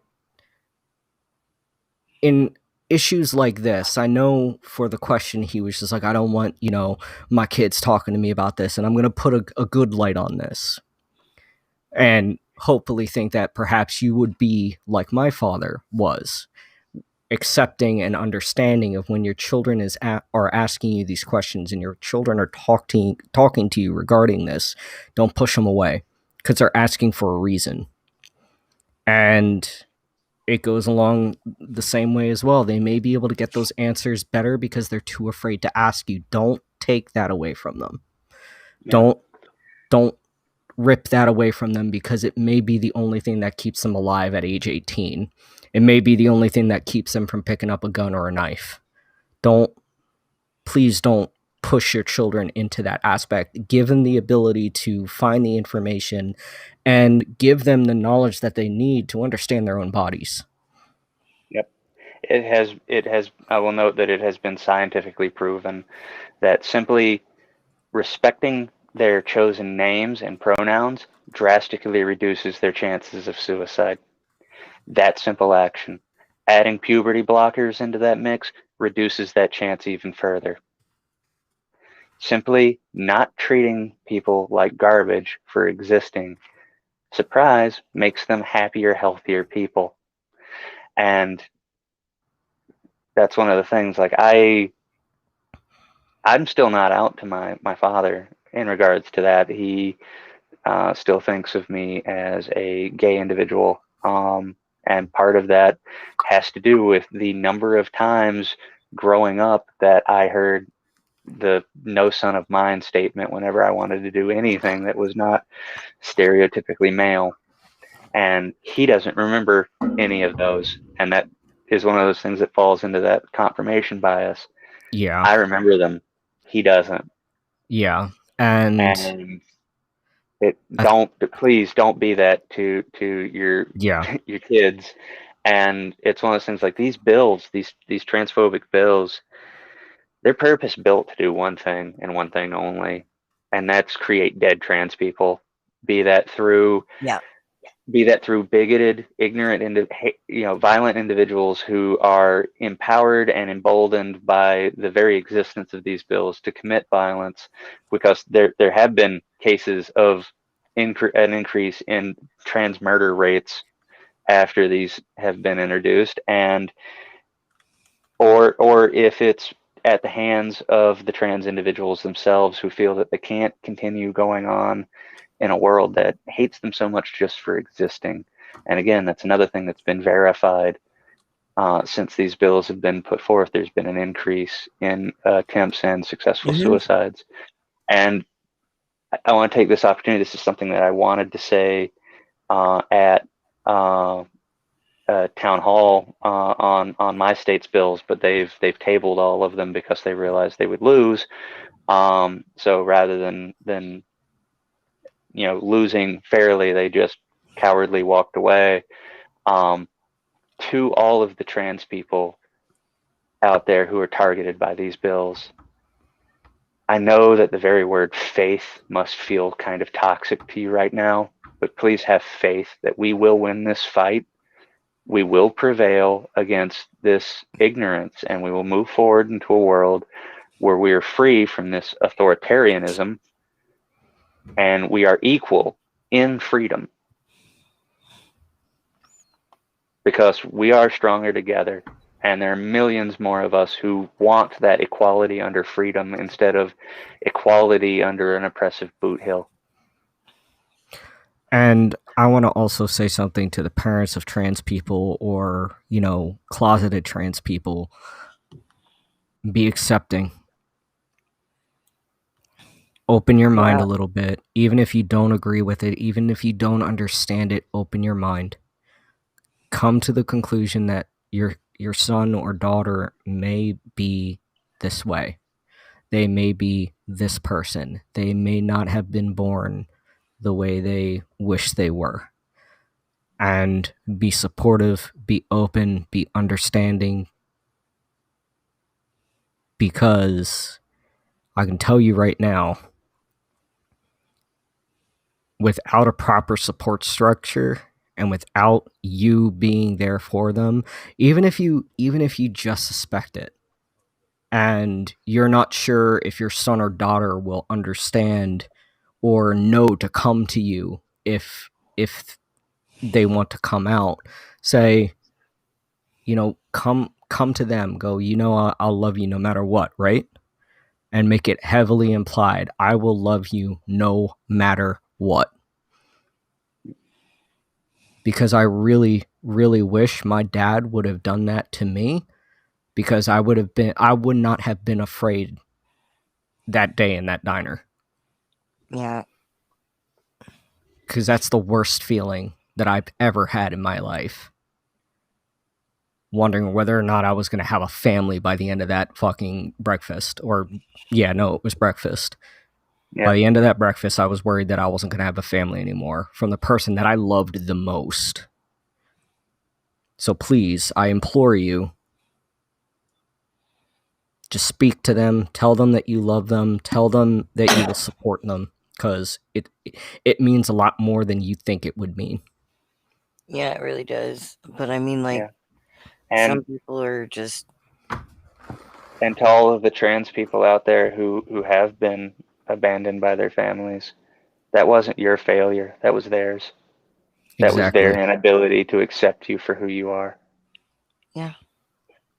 And I can't personally imagine what that feels like.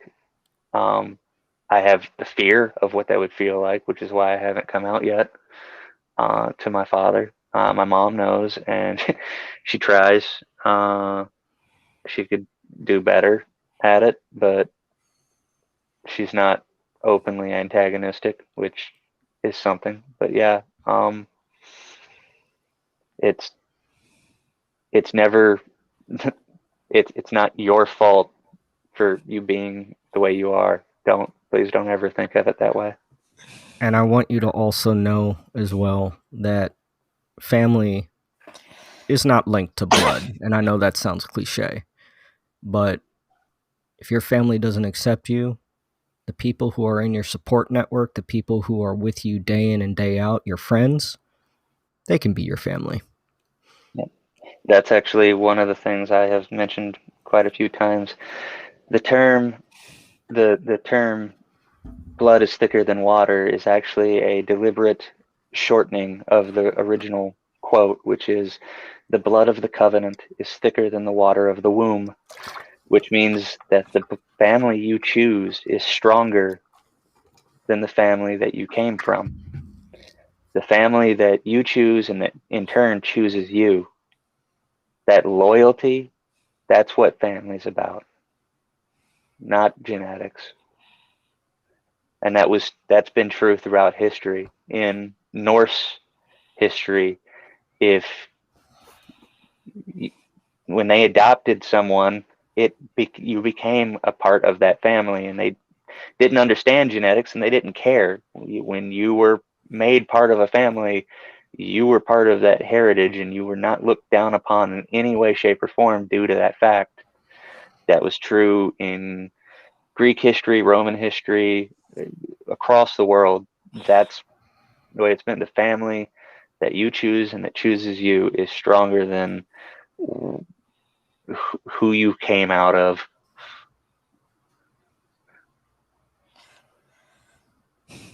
And only in the last couple of 100 years has that mentality been changed. This one quote here, or this thing where they were like, sounds like you need government run schools to protect kids with these issues.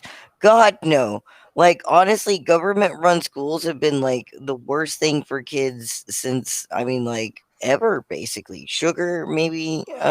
They're both pretty awful. Um, like, seriously, schools are breeding grounds for like fucking insecurities and misinformation, and like they use the fucking Prussian schooling model, and they fucking just want kids to learn how to push the buttons and behave. They don't want to fucking teach Yeah, people how to learn or cope with themselves. They want to fucking send you to the counselor so they can send to the school counselor so they can send you to a real counselor so they can drug you up and you won't be a fucking nuisance anymore. The last thing we need is the government pretending to protect trans kids, because like that's what they're doing right now, and it's causing them to kill themselves. yeah. So There needs like, to be a or to try to. decentralized standard. Yeah. There needs to be a decentralized standard when it comes to these sort of things. Because, yeah, the government run system is what prevented me from learning about LGBT stuff when I was in high school in the 90s. Because that was the decree of the North Carolina state government is that can't teach this stuff, even though that was like the peak of gay rights liberation was right there in the 90s, and hardly learned anything about it in school.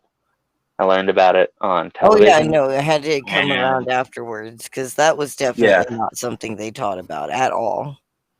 yep. Can I be blunt? And it was yeah, I mean, yeah. With always your quote, sounds like you need government-run schools to protect kids with these issues. What the fuck is the government gonna do? The reason why I fucking ask this is because every 4 years, every 8 years, a president may change, and guess what? That president may change the narrative of the government-run schools. Hey, guess what? Trans people are now bad. You can kill them in the streets. No, fuck the government. Fuck government-run anything in that regard. what needs to happen is you all need to fucking educate yourselves and actually put forth the effort to understand the issues that you're trying to speak about instead of going off of echo chambers. Well, I mean, I did manufactured outrage. the government and the media would like us to stay in these separated echo chambers and not have these fucking conversations. And it also rolls back. It also rolls back to the utter reality of the duopoly. The fact that there is no two-party system, and the fact that it's like Biden talks about supporting LGBT people, but these laws are running rampant in the states, and the only reason why they're only back the minorities when they need them for something, and then they throw them away as soon as they're done. And the Republicans, well, they never back the minorities unless, I mean, like, I don't know. Lately, they've been doing that whole, like, I have a token black person or a token gay person. Yeah, that really is like aggravating. that shit. But like, that's there's a whole conversation to be had on the quote unquote the good I don't want ones. the government any more near trans kids than they've already gotten. They've already done enough damage. And a less blunt aspect, a less blunt answer, because I gotta be the furious redneck sometimes. A less blunt answer for that: government-run initiatives regarding these kinds of issues aren't really going to do anything, because there are people in this country that have already proved, well, if the government says something, I'm going to do the exact opposite. And I can understand. I can understand that aspect, because I feel that on somewhat of a level, like, when the fuck have they ever been right?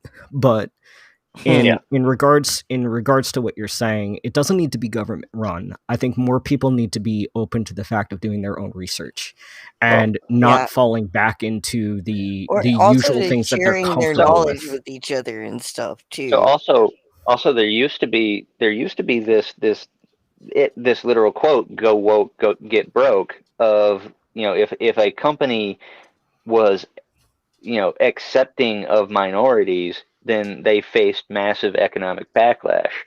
The free market has changed that, and it's not a matter of being woke. It's just a matter of the vast majority of people have accepted that minority groups are people and deserve basic respect as people.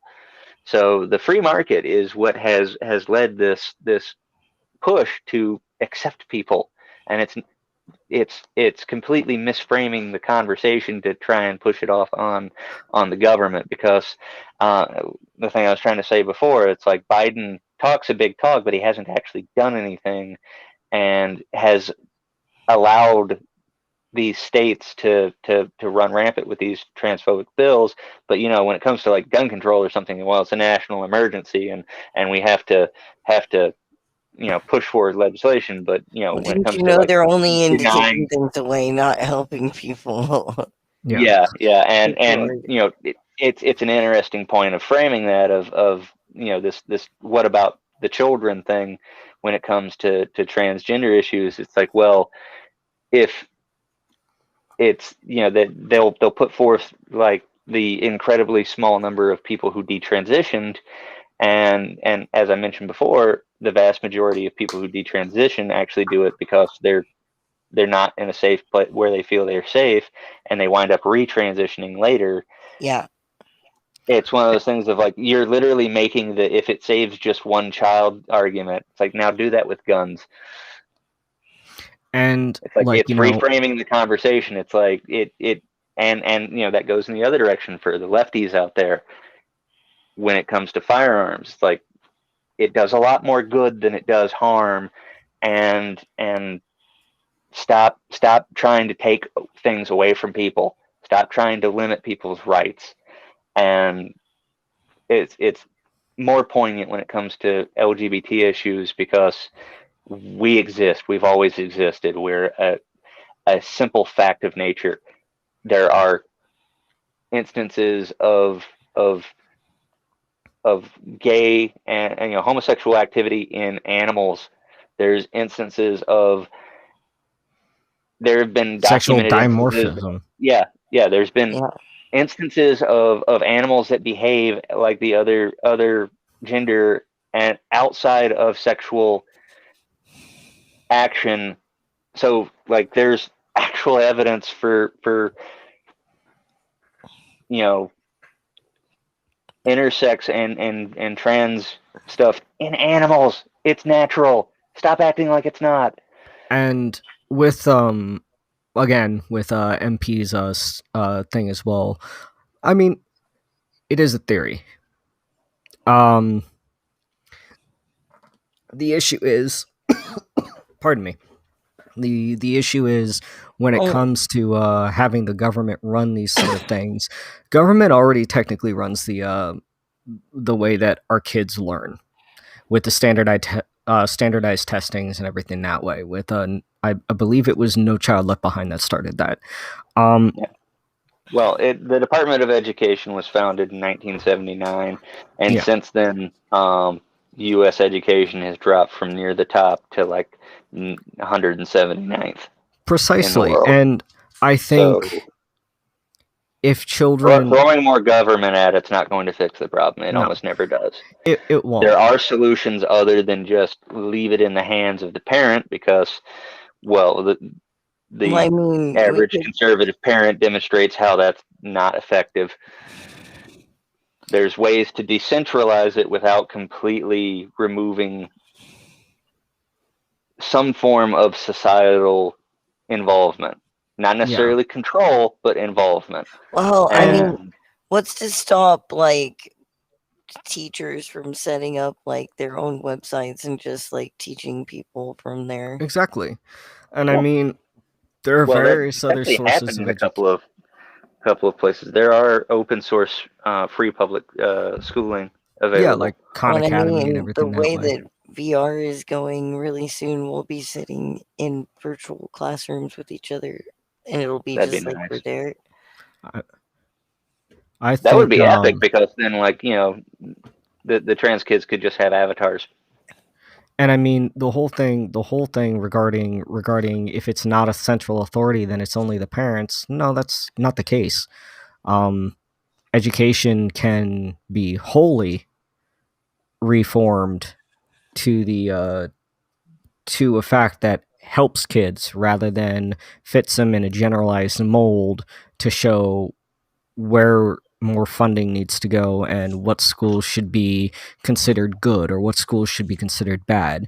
I mean, when you base education solely on whether or not you can pass standardized tests, of course kids are not going to be interested in it. Well, Give them the options. School choice and creating a sense of fucking like actual competitiveness in the schools might help. I mean, the market may teaching actually people help to actually think instead of just memorize and regurgitate. Because I don't remember most of this. I always placed in like the top like 50% of the state when it came to standardized testing, but I don't remember a damn thing about U.S. The world history when it comes to like details and dates. I remember generalized broad stuff, but like the stuff that I put down on the test, not really. Chemical interactions. I mean, like, I don't remember. I don't remember how to calculate atomic weights. Yeah, I don't remember some of this. I mean, it depends on the teacher, honestly. Like, if it was a good teacher, then I remember a lot of it. But there weren't a lot of those anymore. This place isn't to make concrete solutions. This place is to discuss the issues and possibly, open minds. It's not but I mean, to like, be sitting here. Well, no, I'm responding to MP here. Concrete solutions. This is a place where we're discussing issues. We're not discussing solutions. We're not petitioning the government. Solutions, like, we have the technology to fucking do this shit ourselves and create standards that are fucking driven by the market. Instead of using these fucking standardized tests and stuff that the government lays out, we could just go straight to fucking certifications. It's pretty fucking simple.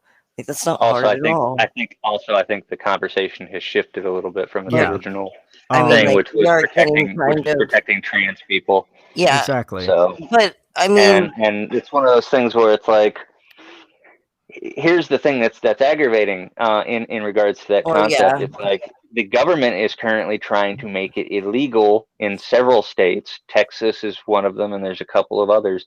The government is trying to make it illegal for parents to be accepting of their trans children. So the Yeah. concept of the government protecting these marginalized group is literally demonstrably false.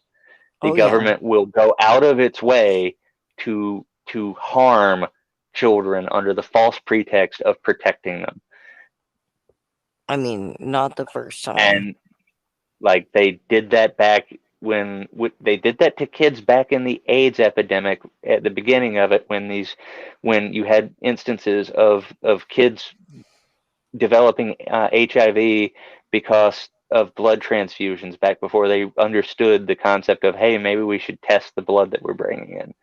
And that's that brings up a contentious point. It's like, I'm not allowed to donate blood because I'm trans, Yeah, even though every drop of blood that they receive, they test. So there's no actual like legitimacy behind it. Yeah, it's just to be. I didn't know they did that. Yep. I have too many piercings and tattoos to get blood, I think, still. So I just piercings, tattoos, and being LGBT. If you're gay, if you're homosexual and you've had sex within a year, you're not allowed to donate. But straight people can raw dog literally in the parking lot and go donate, and it's not a concern. And trans people just, I don't remember whether or not they've updated it to as long as we've been celibate, or if it's still just a blanket, nope, can't do it. But yeah, not allowed to, despite the fact that they test every sample that comes in regardless, because once they've received it, they stop caring really who it came from. Unless it tests positive, and then they look at the paperwork closely to contact that person and go, hey, you need to see a doctor. Are there any other questions? Yeah, there's one about language. They were asking if language discriminating non-binary genders. It ranges from claims like women up to non-English concepts where, well, women within, they capitalize men and women, up to non-English concepts where there are plural pronouns for groups of people. In French, a men you call it is a group of men you call it. I don't even know how to pronounce that. Yeah. Anyway, you call it one thing, and a group of women you call them something else. And a group of 1 million women and only one man, you would call them like the male thing, because it's mixed. So in German, it's more complicated. Nouns for people do exist, mostly for two genders, like teacher, cop, etc. A male cop is called this thing, and it's like Spanish and stuff too. Basically, they're talking about gender things. And part of the problem that I see as far as it being contentious is that currently the solution is that stupid thing of putting an asterisk in part of the thing that makes it they gendered. mentioned that at the very end. Language evolves. Language always has evolved. It would be nice for it to evolve in a pronounceable way. Yeah, exactly. Create a new word that's pronounceable, because it's one of those things of like, again, it comes back to this concept of well, we can't change things. It's like, what the hell are you talking about? Language has been changing languages have been evolving and changing since the day they were born. Yeah, it's like, I'm Norse pagan. Go read the Havamal. It's written in English, Middle English. Have fun trying to understand it. And also, that's up to the people who speak the language. Yeah. I mean, I don't know. I don't think that language is in some cases, I don't think that language is like intentionally trying to like oppress us. No. No. But in other cases, like In we other do cases, have yeah, there systemically was actually, oppressive situations in our societies. So like sometimes, yeah, it is. I yeah. think that you Well, just have to approach every situation as here, you do people, like it's an Well, individual situation. hold so on. So, in regards to oppressive situations, if you are deliberately misgendering someone, obviously that's Yeah. an issue with the language that you're using. But yes, if it's coded in the language, because English is written in a way that we don't really have male or female pronouns, or we don't have male or female endings to words. Many of the romantic languages do. yeah, Do I Yeah. think that it's deliberately to exclude people like us from situations? No. I think it is just a way that the languages were written. Oh yeah, However, they're the certainly not method inclusive. yeah, yeah. the And method in which those languages are used, however, if you are using it in a way to purposely exclude people of other genders, then there's an issue. What I think should happen personally, I think that scholars or anything that way should look at the possibilities, because I know there's a lot of neutral things yeah, using the there are they language. them. Well, there are entire languages without the concept of gender, and there are Yeah. also languages out there with the concept of multiple, way past two genders. There's a religion. There's a language out there that has like 6 or 7 different gender concepts in its language. Interesting. So Which one's it's a that? thing that can happen. I don't remember it was on. I found it when I was back in the day when I was researching uh, the non-gendered languages. It's searchable. So Yeah. um, but yeah. So it's create a new word. Just create a new word, and it's like the people who get all up in arms over the use of they them. They them predates the use Yeah, and they're like, of "Oh, he it's not him and she grammatically her. correct." Yeah, dude, Yeah, no, singular you're they not grammatically dates back correct. hundreds of years, and only like 200 years ago actually did it's like 200 to 300 years ago did um he she or he and him and she and her actually get popularized, and it was at the insistence of a cisgendered nobleman who like I prefer to be referred to by other people as he instead of them. So the very concept of gendered pronouns in the English language anyway literally traces back to one entitled rich man who Decided wanted to to change feel everything. special about the way people talked about him. And I also want to bring up the point too. How many times have you gone, "Oh yeah, they're okay," when Yeah. someone asks you about someone, like, "Hey, Yeah. how's Mike doing?" And I'm like, "Oh yeah, they're doing okay." How Yep. many times have you used that?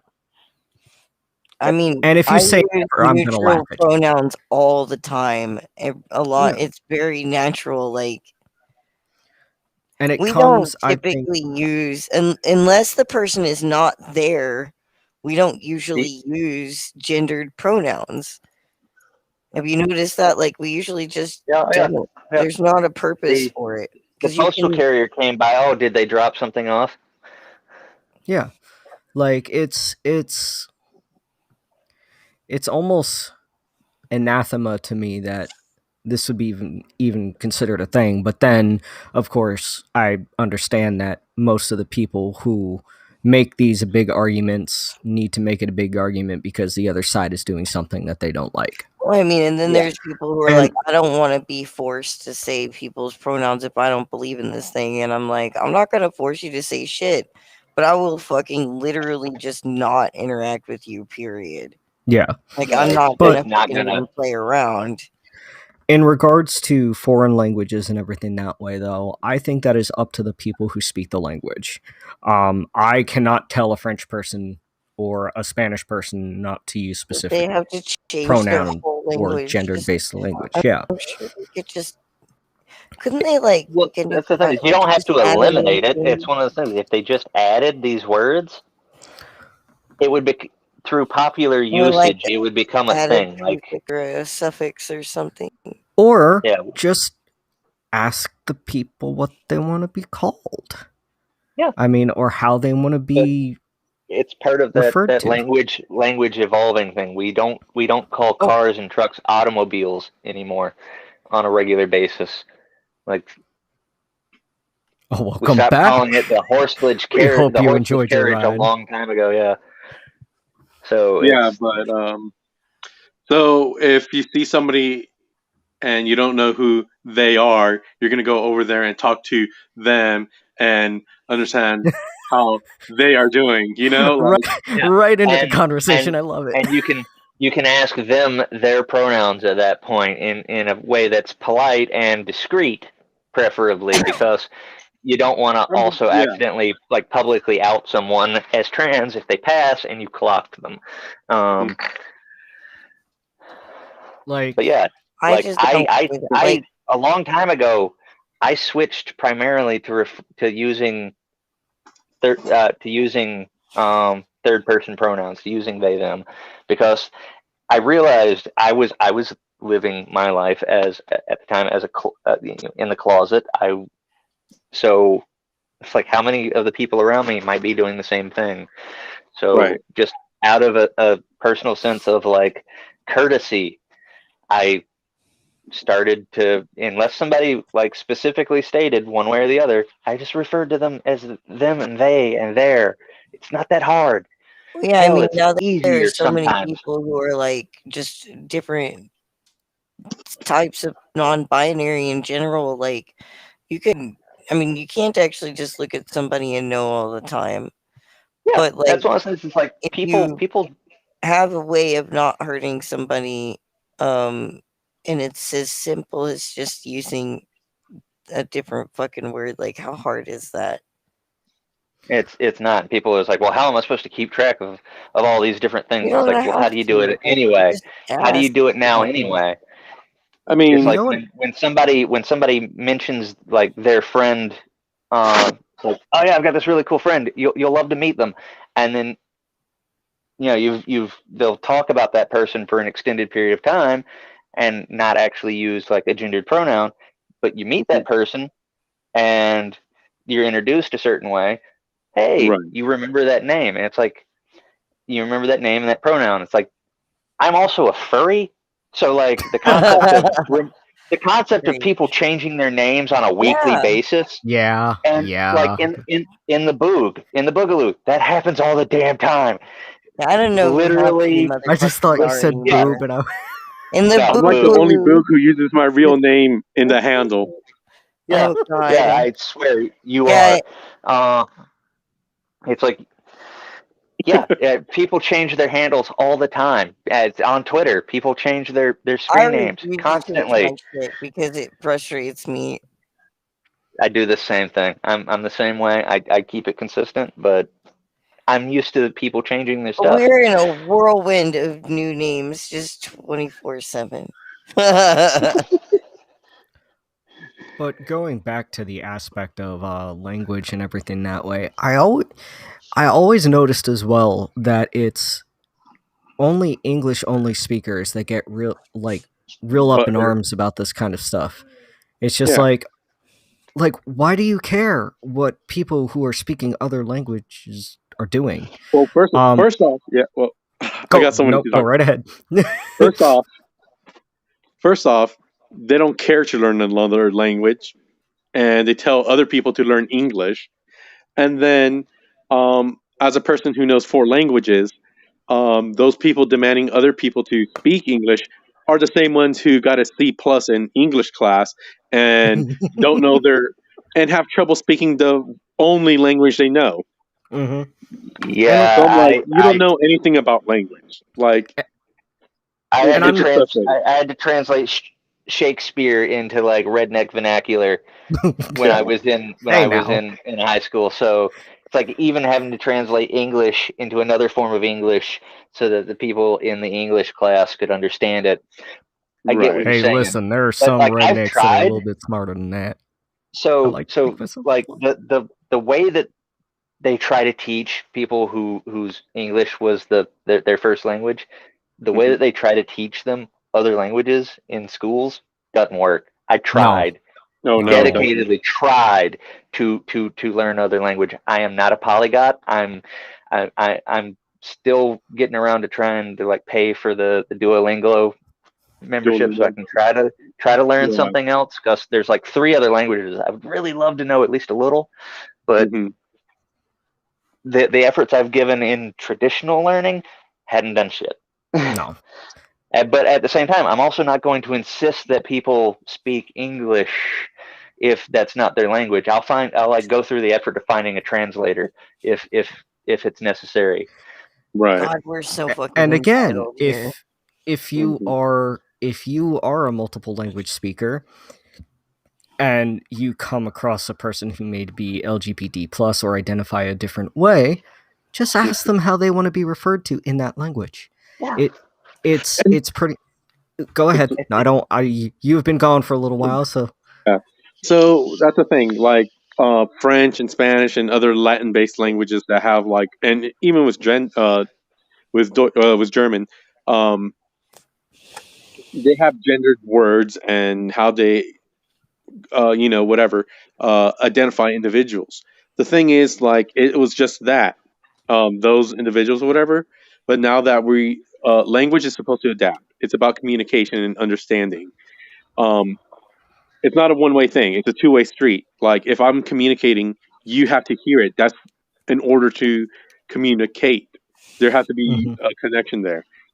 Yep. And going back to the gender terms and whatever, language is supposed to adapt, and then with more transgender people, being more prominent and more accepted, and be wider accepted, you'll have more gender neutral terms in those languages.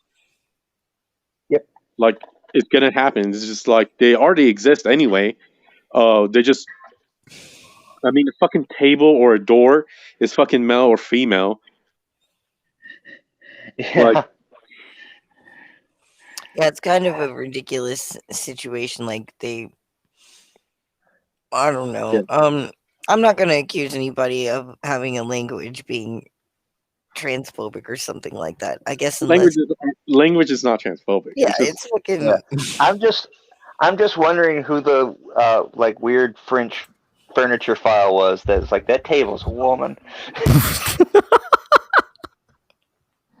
this Yes. year is a Like really somewhere back like so it's four not or that the 500 table's a years ago. woman. Like It's not that the table's a woman or anything. It's just that it's perceived to be feminine. Like a bridge in French, a bridge is perceived to be feminine. And this goes into the theory of that language creates your reality. And in Spanish and in German, a bridge is considered masculine. So though that kind of concept like creates a weird thing in your head of this, I don't know how to explain it in English because it doesn't exist in English. Like, well, it yeah, kind of does. It kind of does with cars. Like, oh, that car's a muscle car, or like it's a chick car or a dude car or whatever. Or some people like some dudes name their muscle cars a female name, when it's like, and like they do it with cars, and it makes no sense to me because they're just fucking cars. yeah. And They do the same thing with ships. they do the same Ships thing are with always ships. considered female. I was thinking Yep. both. Yeah. Ships are considered female, but traditionally it was considered bad luck to have women on ships, which is I know, just right? that's a weird paradox. Maybe they thought the ship was going to get jealous. I don't know. I don't know. Maybe. Well, But because the man was married to the ocean and to the ship, and having a woman on the ship would be like a problem. Yeah, there's a load of There's a different lot of Witchcraft. metaphorical. It's all There's a witchcraft. wonderful history. There's a wonderful history of female pirates that disagrees. Yeah. And Bonnie, righteous. Mhm. Mhm. She was a badass woman.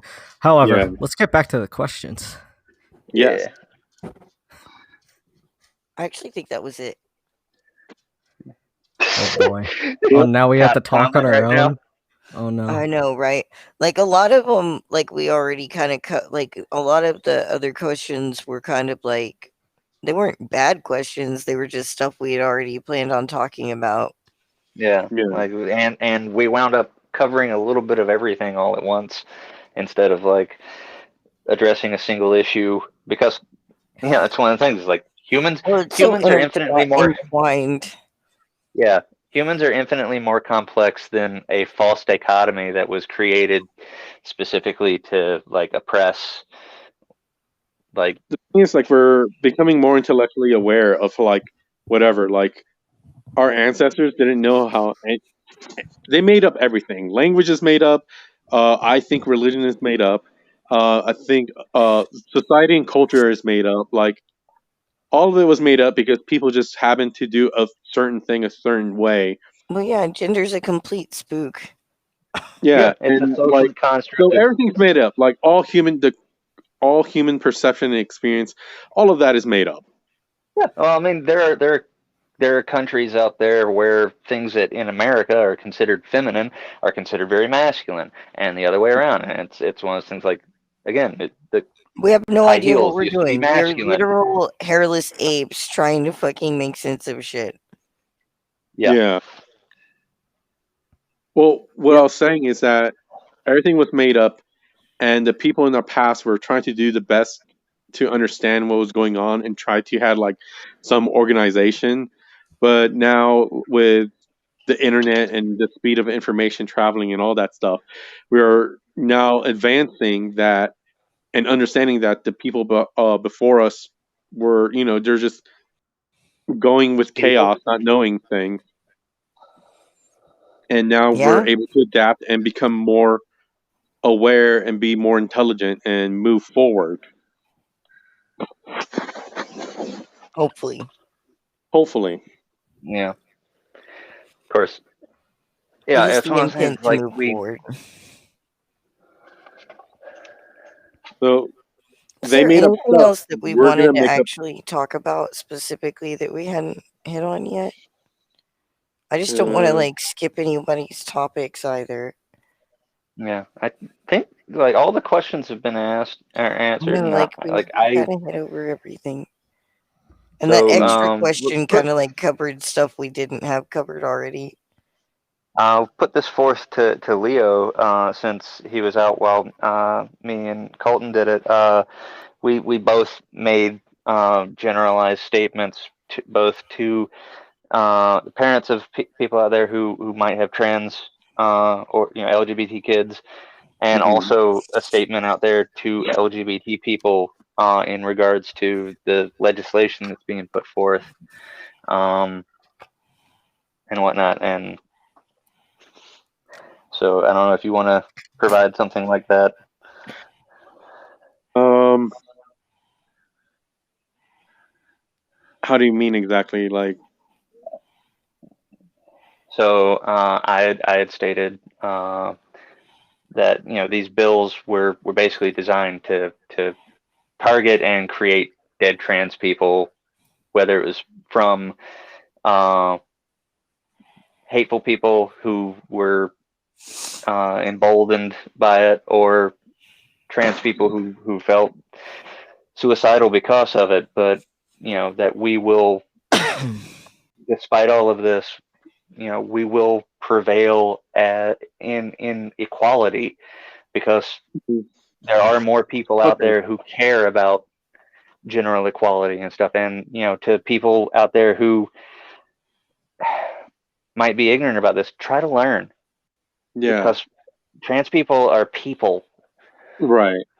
So, well, my message, I guess, is that this is cyclical. Back from the '70s to now, from don't ask, don't tell in the army with gay people, or with all this other stuff. It's just the same argument for each person or whatever when it's not an issue at all. Like gay people, transgender people, the LGBT has always existed in history.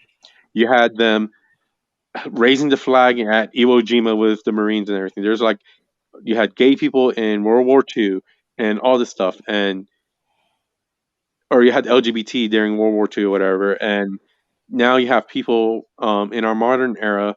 Like it's just ignorance. It sucks at the moment that these people are like considering these bills and legislations and trying to get them passed. But if you're LGBT in those areas and you're feeling distraught from it, like it's tough. I'm sorry, it's gonna be tough, but just stay, don't quit, stay here with us, and things will improve. Um, like try to move out of your like state if you can, and if you can't, then well, you got the boogs to help you. Then, like, we'll Yeah. be there to try to change legislation or change bills and other things like that. We're gonna voice our opinions on it. You got people who love and care about you. Yep. And it, honestly, like me growing up in foster care, I never had like family. And the thing is, like, family doesn't have to be blood. Family are people who genuinely care about you, and that could be some stranger on the internet that you've been chatting with the longest time, but you have this connection now. And just to say that I do care about you, I love you all, and I believe in each and every single one of you that you can endure this. Equality will be made. Things won't get fixed overnight, but um, just hang in there. It sucks. The world is never fair, but you got people who are on your side and willing to bend over backwards to help you. So hang in there. Yeah. So that you mentioned the history of LGBT people in the military. This country actually owes its existence in no small part to a gay German con man named von Steuben. Yeah. And also the father of the modern cavalry was probably intersex. Was probably an intersex man, because they did genetic testing on the remains of that individual, and XX chromosomes. Right. So Interesting. Well, Yeah. yeah. And it gets better, sort yeah, of. it does. As Like, cliche as it is, it might not happen overnight, but and it might be a tough fight, but it can and will. Just stick in there, hang in there. don't let it twist you into thinking that you need to fucking pick a side and find your enemies amongst the people. Like, the people Yeah, who are making this struggle necessary are the people who are perpetuating the unjust governance that we're having to deal with. And everybody is fucking suffering. We have to fucking stop letting them try to tell us that, like, we need to fight each other so that we can be treated badly, but not as badly as the other people. You know, like, we're Right. literally arguing that's about who gets to be abused the least, not, um, and And then I that you got just, brings the I up worry that, like, and sometimes it will embitter people, because, like, I've been there. I mean that Um, that being said, like even if it's just out of spite, stick I around. do a lot of Like things out of spite. Like, I'm exactly, not gonna. I'm still here. I'm still here mostly out of spite. And people are like, "How do Like you do this shit?" And I'm like, "Copious amounts of marijuana and an equal amount of spite." and there's yeah, another thing Like, that I also want absolutely. to You can still find a lot of enjoyment in spiting um, the people who wish you dead. yeah. and there's also another So thing that I want to bring up too. as well, and these are for trans people and LGBT people who are exclusive of newer people or people who are identifying as something that they're not used to. Whether it's the people saying you have to be a certain way, you have to do a certain thing to actually be considered trans. Yeah. Like Don't do that. gatekeepers. Yeah, Don't so do that. Yeah, okay, please. so that Could you not? discussion, Yeah. so those individuals Like, are the trans medicalists that yeah. say that the only way to be a trans person is a medical reason, or some dude in a lab coat, in a medical coat, tells you that you're trans. But the Okay. thing is, the very notion of that is very diminishing, because, like, one, how can a person identify that you're trans from not being able to observe your brain physically? And the only way they can do this is by asking you multiple questions. And from how you feel is how they determine that. I want And to remind the people as well who have lived through that, who needed to be diagnosed specifically for that. I want you guys to remember how demeaning it was to have a person who did not understand you at all sit there in front of you and click off boxes. Don't Yeah. be that person for the younger trans people that are coming in. Don't be that person for the other LGBT group. Don't be another problem. Yep. And And to continue on, that's There's part enough of girls. I had to go through that crap, and that's part of the reason why I fight against it, so that no other person has to. And that's one of the things. That's a big part of the reason why I'm actually in the Boogaloo, because it's a common phrase that's said against this authoritarianism. That's what this is. Authoritarianism is, I fight because the generation before me didn't, and I fight so that the generation that comes after me doesn't have to. right. So I want to continue on by saying that um, me being gay, straight people understand that. Like, well, before they didn't understand that. During Don't Ask, Don't Tell, I was like trying to act straight or whatever. And once the repeal happened, it was like, yeah, I'm openly gay, blah blah blah. And some people had questions like, how do you know you're gay, blah blah blah blah blah. And at the time, it was demeaning, because, like, how does someone know that they're gay, and all this other stuff is like, you just do. Yeah. But now in 2021, in 2020, people just accept that people are gay. There's no, like, I don't have to Yeah. explain They're myself like, oh, scientifically. okay. I don't have to explain scientifically that I'm gay. I just am, and people are like, yeah, you just are. Yep. And with trans people, they shouldn't either. They don't need to explain themselves scientifically or whatever. They just are. And Yeah. the way, and trying to explain that is like trying to explain the love for your own children or the love for your partner. Trying to, like, measure it and quantify it and anything like that is going to diminish it and devalue it and make it into something that it really isn't, when it's just Well, something that exists. so that's the thing. Like, there are scientific and medical explanations out there for why trans and all LGBT people exist. It's part of epigenetics, which is the complex ways in which multiple genes interact. The thing of it is, we shouldn't have to jump through those fucking hoops to be considered valid. Yeah, it's like me trying to explain, like, why is my hair colored black, and I have to scientifically prove it to you. Yeah, there are 7 different genes that work together to determine eye color. Hmm.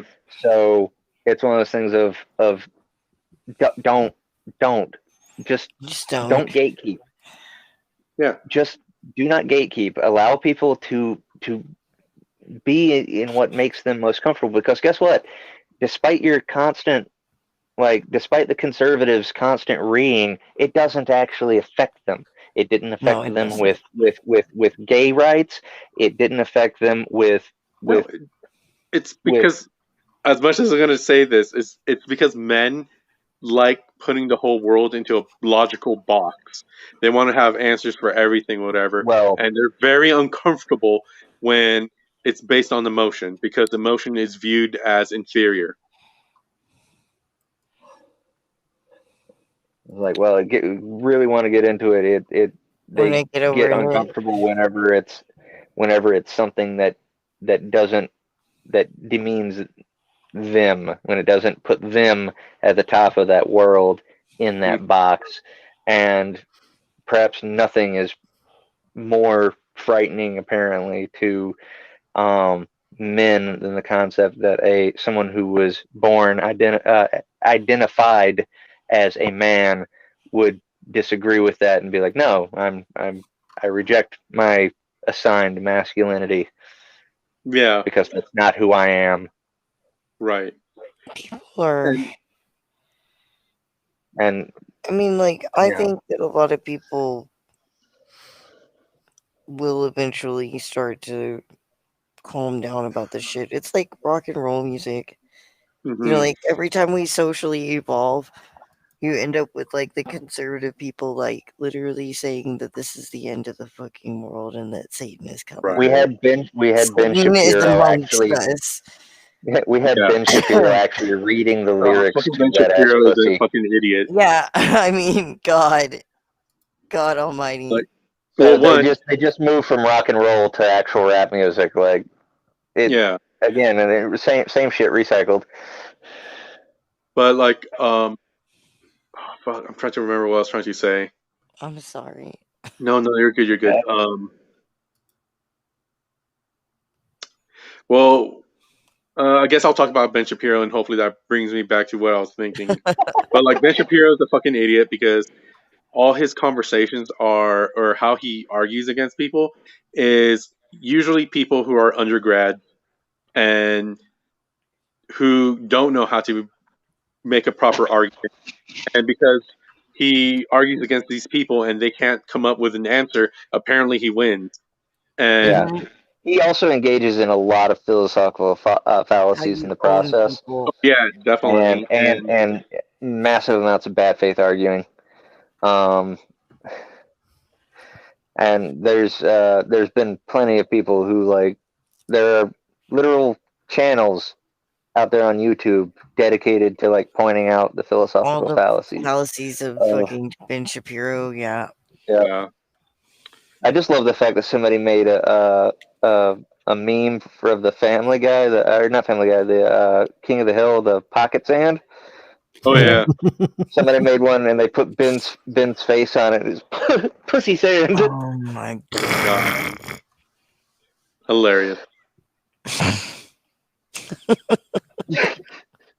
Still trying to remember what I was trying to say though. Oh One God. day it'll be Oh, nobody's goddamn business what your genitals are or what you like to do Yeah. with them, unless you're trying to do something bad with them, in which case Yeah. Carmesy lady and sometimes she needs a little help. Always uphold the yep. all right. I'm I can't looking remember what around, I was I'm trying like, to say. didn't you? Alright, well, okay. I think that we have spent 2.5 hours having an excellent conversation about this shit, and we could probably have several more episodes about Right. different things, We breaking it could, down because into it's smaller things. And I mean, like, yay nuance. yeah, because Yay. it's incredibly nuanced, but I have no idea what the schedules will look like in the future. Hopefully we'll be able to like do more things more often, but also, you know, the ocean calls, so like that might Yeah. be difficult. Oh, So, actually, there is one comment I wanted to make earlier, oh, what was it? just in case somebody wanted to bring it up. Is that so?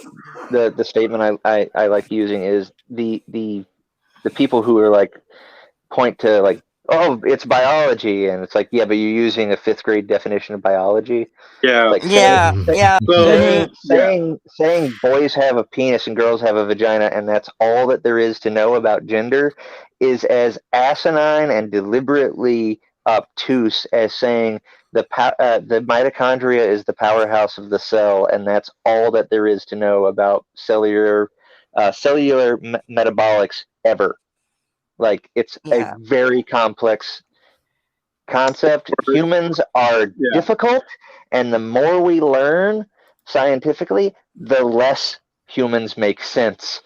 Or to like how I put it is that when people go with basic biology, I'm like, yeah, that's you're trying to say, well, you got basic biology, but then there's advanced biology. We Yep. didn't go to the moon using basic math. Like we use fucking Right. advanced math, like fucking like trigonometry. Yeah, you had to get letters and shit involved in math. Yeah. Yeah. I So mean, if you're like, just going off basic stuff, then you're a fucking idiot. Like you need to learn I more. was guilty of at one time believing that there was like two genders, you know? Like, I didn't understand how any of that shit worked. But like, the more you look into it and like read a couple of books, it's not that hard. Like, you Yeah, fucking read a few articles, really. Like, I And mean, that's the thing. there are yeah, plenty of Um, scientific experts that have some composition skill that will explain this shit to you in blogs. Um, but the thing is, the people who they don't want to read, they don't want to learn. yeah. Um, but The they vast they majority of just them just learned whatever willfully they knew ignore. in school. Well, one, they weren't really paying attention in school, but they're just going to stick with that, and they don't realize that science is supposed to change and adapt once more information becomes available. And this must be what it was like when they were trying to tell people that the earth was round. most Western people were raised in a Christian household, so they're very dogmatic on what they learned at an early age and are afraid to change their learning system. Yeah.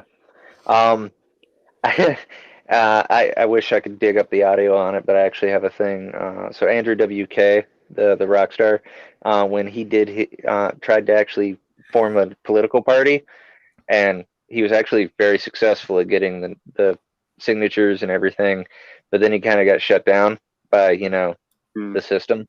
Um, he instead turned it into a talking tour, and I actually went to it, and I randomly blurted out, it's like, so there's a bunch of people out there who are like opposed to my very existence. I'm trans, and it's, well, first off, the audience like cheered at me for like coming out, and he's like, well, I mean, if this group of several hundred people is an example, like it's a minority, a very vocal minority that oppose your existence. But I think it comes down to most people have never even bothered to ask the question, who am I? And in many cases, they're terrified to ask that question. So the fact that It's a someone hard else, question Oh, to that's answer. what I was trying to yeah, go Yeah. back to. yeah, Yes, the Oh, fact sorry. that the good. fact that someone Yay. else, the fact that Um, someone else not only asked that question but found an answer and then proceeded to pursue that answer even against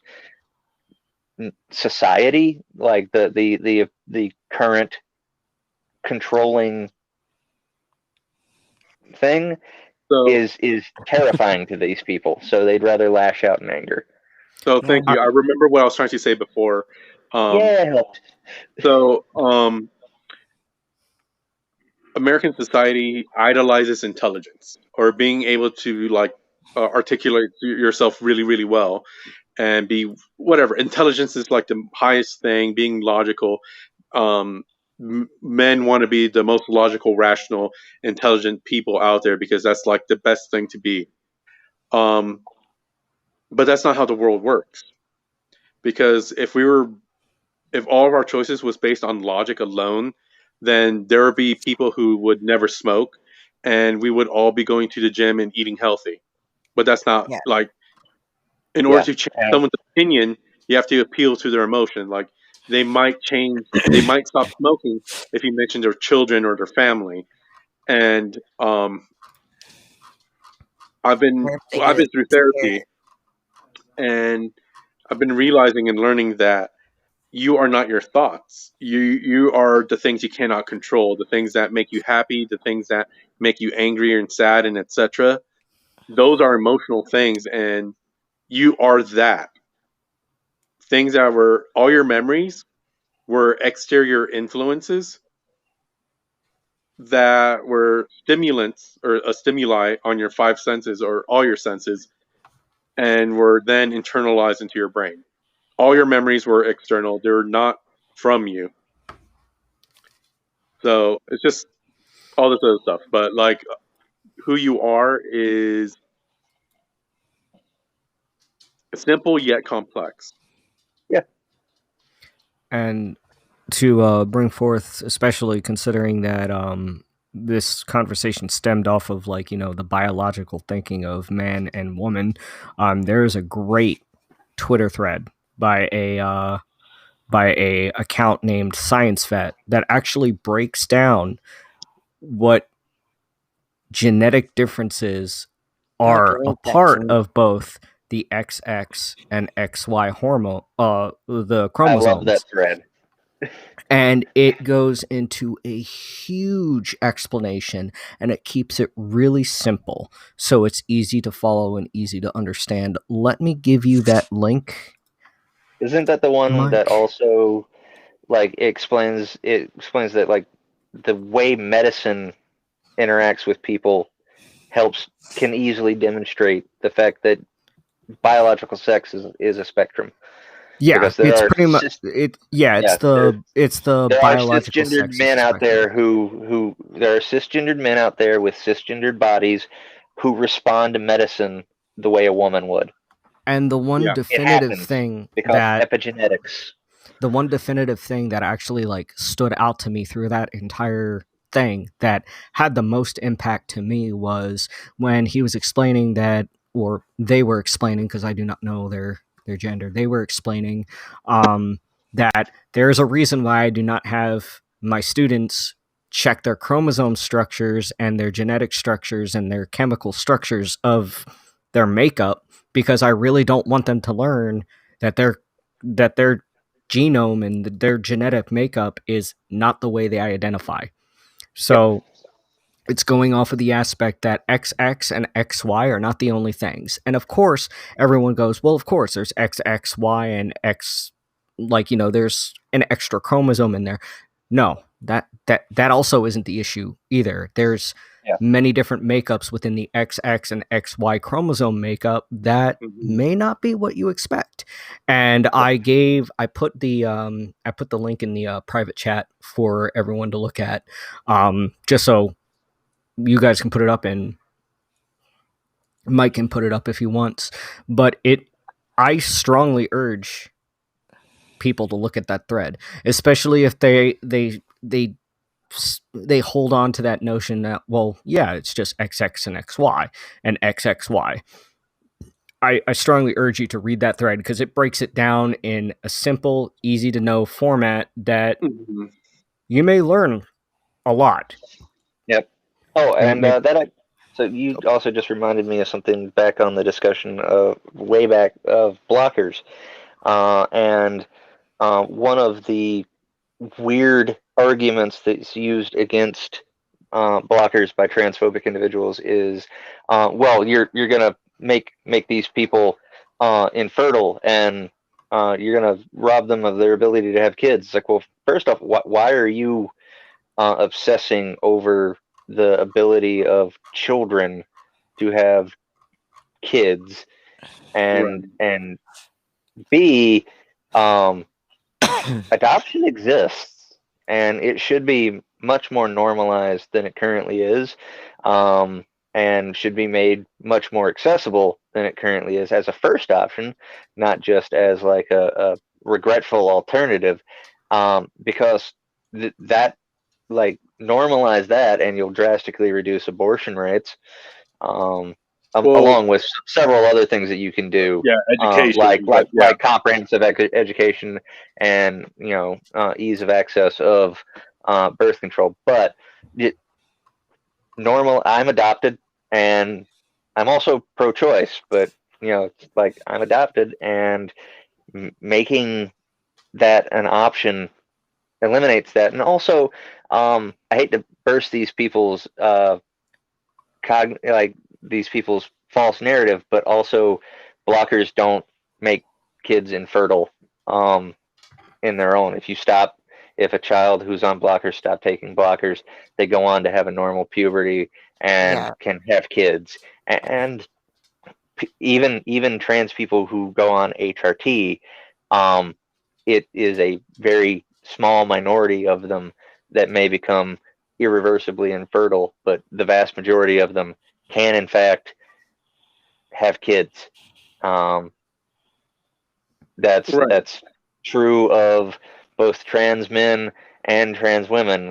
With trans women, it's a little more specific because if they've gone through the surgery, then unless they had some sperm stored in a sperm bank somewhere, then no, they can't have kids. But like otherwise, just being on HRT does not make someone irreversibly Right. infertile. You can take medicine and temporarily stop taking the HRT hormones, and you can become fertile again. Mm-hmm. So that's a false narrative that's put Oh forth yeah. again, just in a way that frames uh, particularly trans men and trans boys who were assigned female at birth. It frames them as nothing more than walking uteruses, which is just Yeah. disgusting. So yeah. God damn it. We're such a lovely fucking race. I'm glad to see that we're actually getting better.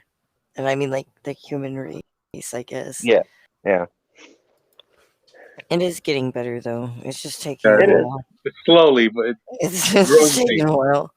Growing It's not pain. Jesus. It's growing slowly and it's a huge pain. Yeah, but it is happening. Progress is occurring, and at the very least, we're not. So, Mm, as if you haven't seen it before, and this is to both people in the chat, and also to people in the audience, the Reddit thread "Sappho and Her Friend" is an excellent. you'll have to link that to me. It's seriously Oof. it can be. Sorry about They that, tend to y'all. I present. haven't Yeah, no slept worries. much. They tend to Oh, present things again, in a humorous nature, but it's examples throughout history of how the establishment has erased LGBT people because it's like, oh, here's a painting of literally two women laying naked in bed. Oh, well, they're just friends yeah. Or they're doing just friend roommates. stuff. Yeah, they're just Just Yeah. roommates. roommates. Mm, I mean, yeah. No, we've already gotten pretty far out of the closet. There's no going back now. Yeah, Yeah. If they try to make us, we'll burn the closet down. hell yeah. Like Yeah. I'm tired of this shit. Um, but If it is just honestly, authoritarianism and they're just just using all no. of this stuff typically to rope us into labels so that we can be divided up into teams and it'll keep us from being able to ever get anything done. Yeah, I hope that like we can just we're never going to be able to deeply understand each other because we're all so very different from each other. I just hope that one day we can okay with that. Yeah. yep. It's Some one of of us those things get it. like there are no shiny boxes to shove people into, and if there are shiny boxes, then there's an individual shiny box for every human that ever Each and has every and one of ever us. will live. Yep. I mean, I guess even if you're on like your fourth or fifth time around, you're still trying to do shit. So new box. Yeah. But thank you guys for coming to talk about this stuff. Like it's kind of emotional for me. Mm-hmm. Um, Yeah, but it's a lot easier to talk about with like cool people like you guys. So and it also helps that y'all are smart and you have a lot of interesting stuff to say, and I really appreciate y'all coming on here. And don't make that face. Not smart. You are smart. God dang it. And people like you. 90% of my intelligence comes from rage and spite just to prove people wrong. Yeah, I just like like 90. reading and reading. Reading is good. Rage reading. Rage reading. I'm going to violently garden. And Yeah, then there's been a rage lot of angry reading. researching. Yeah, I mean, I Oh. have done some angry research. Yeah, that's I Furious know that. researching. But there's also Yeah. that's Yeah. another thing. It's like I might be upset and everything, but I'm not like reeing and crying and Yeah. whatnot. It's so much of the division that has happened, both in political and personal discourse, um, especially on like social media, comes from the fact that Mhm. text does not portray tone. No. And I've been in so many like arguments with again being libertarian, or I'm now more anarchist, but being of that thing of I've had arguments with people on both the left and the right who have been like, you're so mad and stuff, and I'm like, no, actually, dear, I am laughing my ass off at how stupid you are. I and even the thing is like I will tell you to shut the fuck up with a smile on my face. It's I don't We need more voice anger. interactions. Yeah, Yeah. it's like I don't anger the same way most people do, and More face-to-face interactions too, if you ask me. Like, yeah, I yeah, need to. we do. I mean, if Because you have there's a to. lot of things that people say online that they wouldn't say in person because they know damn well they'd get Oh punched in the teeth yeah. for it. Oh Yeah. yeah. Yeah. And even then, like might doesn't make right, but there's also force equalizers out there, and not enough people understand that one either. Like the person who committed a hate crime and tried to kill me and my partner at the time was from Massachusetts, and I know damn well they tried to run me over because they had never had the concept of someone shooting them for being a bigoted asshole. My dad always told me this: come to an argument with good in your heart, but both barrels loaded. Hell Yeah. yeah. And I've taken that advice to heart. I'll come with peaceful intentions, but there's only so much I can allow before Yeah. I things forget start the getting dicey. I forget the exact quote in the Havamal in Norse Havamal paganism, but 127. that's one of them. But that one is more of the do not have frith with your definite enemies. But there's another one that says um, be it's actually I think the first Havamal, which is be wary of dangers when you first enter a room, but accept travelers to your doorstep as a family. So Mm. it's one of those things of when you combine all three of them together, it does create a worldview of be willing to be accepting, but also don't blindly accept people who are actively hostile toward you, and also be prepared to do battle if necessary, Yeah. but always Yeah. pursue Havamal peace. 127 is my favorite, which is if you are aware that someone is doing wrong, say so and make no Of truce or course. treaty with your foes. And I live Yep. by that. Well, last thing, I'll be going soon here again. It I'm was gonna great have chatting to with go everyone, and soon. yeah, it was great chatting with everyone. And if you're LGBT and you're trans, there's hope, and just hold on.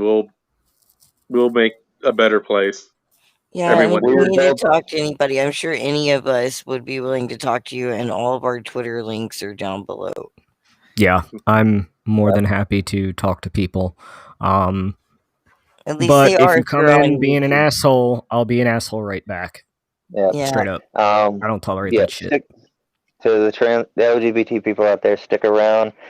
We will build a better world, or we will be there with you to stand in your shield wall to fight for that better world, whichever comes first.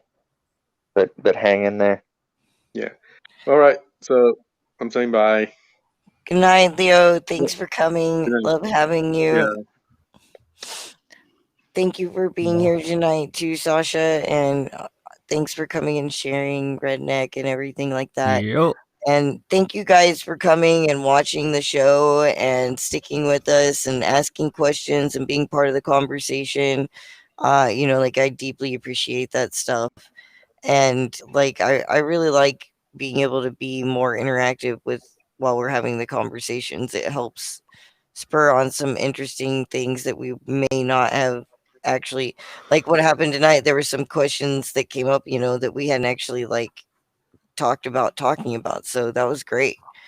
Um yes, you missed the whole thing. And Yeah, too bad. now You it can go back and Yeah, watch go it back at and two watch times it. speed. yeah, go back and watch Nerd. it, nerd. Anyways, like thanks you guys, and if you guys like this kind of stuff and you want to get involved, you can totally come and volunteer with us or join the community, or like just randomly jump in and join conversations with us and stuff like that. Um, Obviously, we have a coin tree if you want to help us out and you don't have time.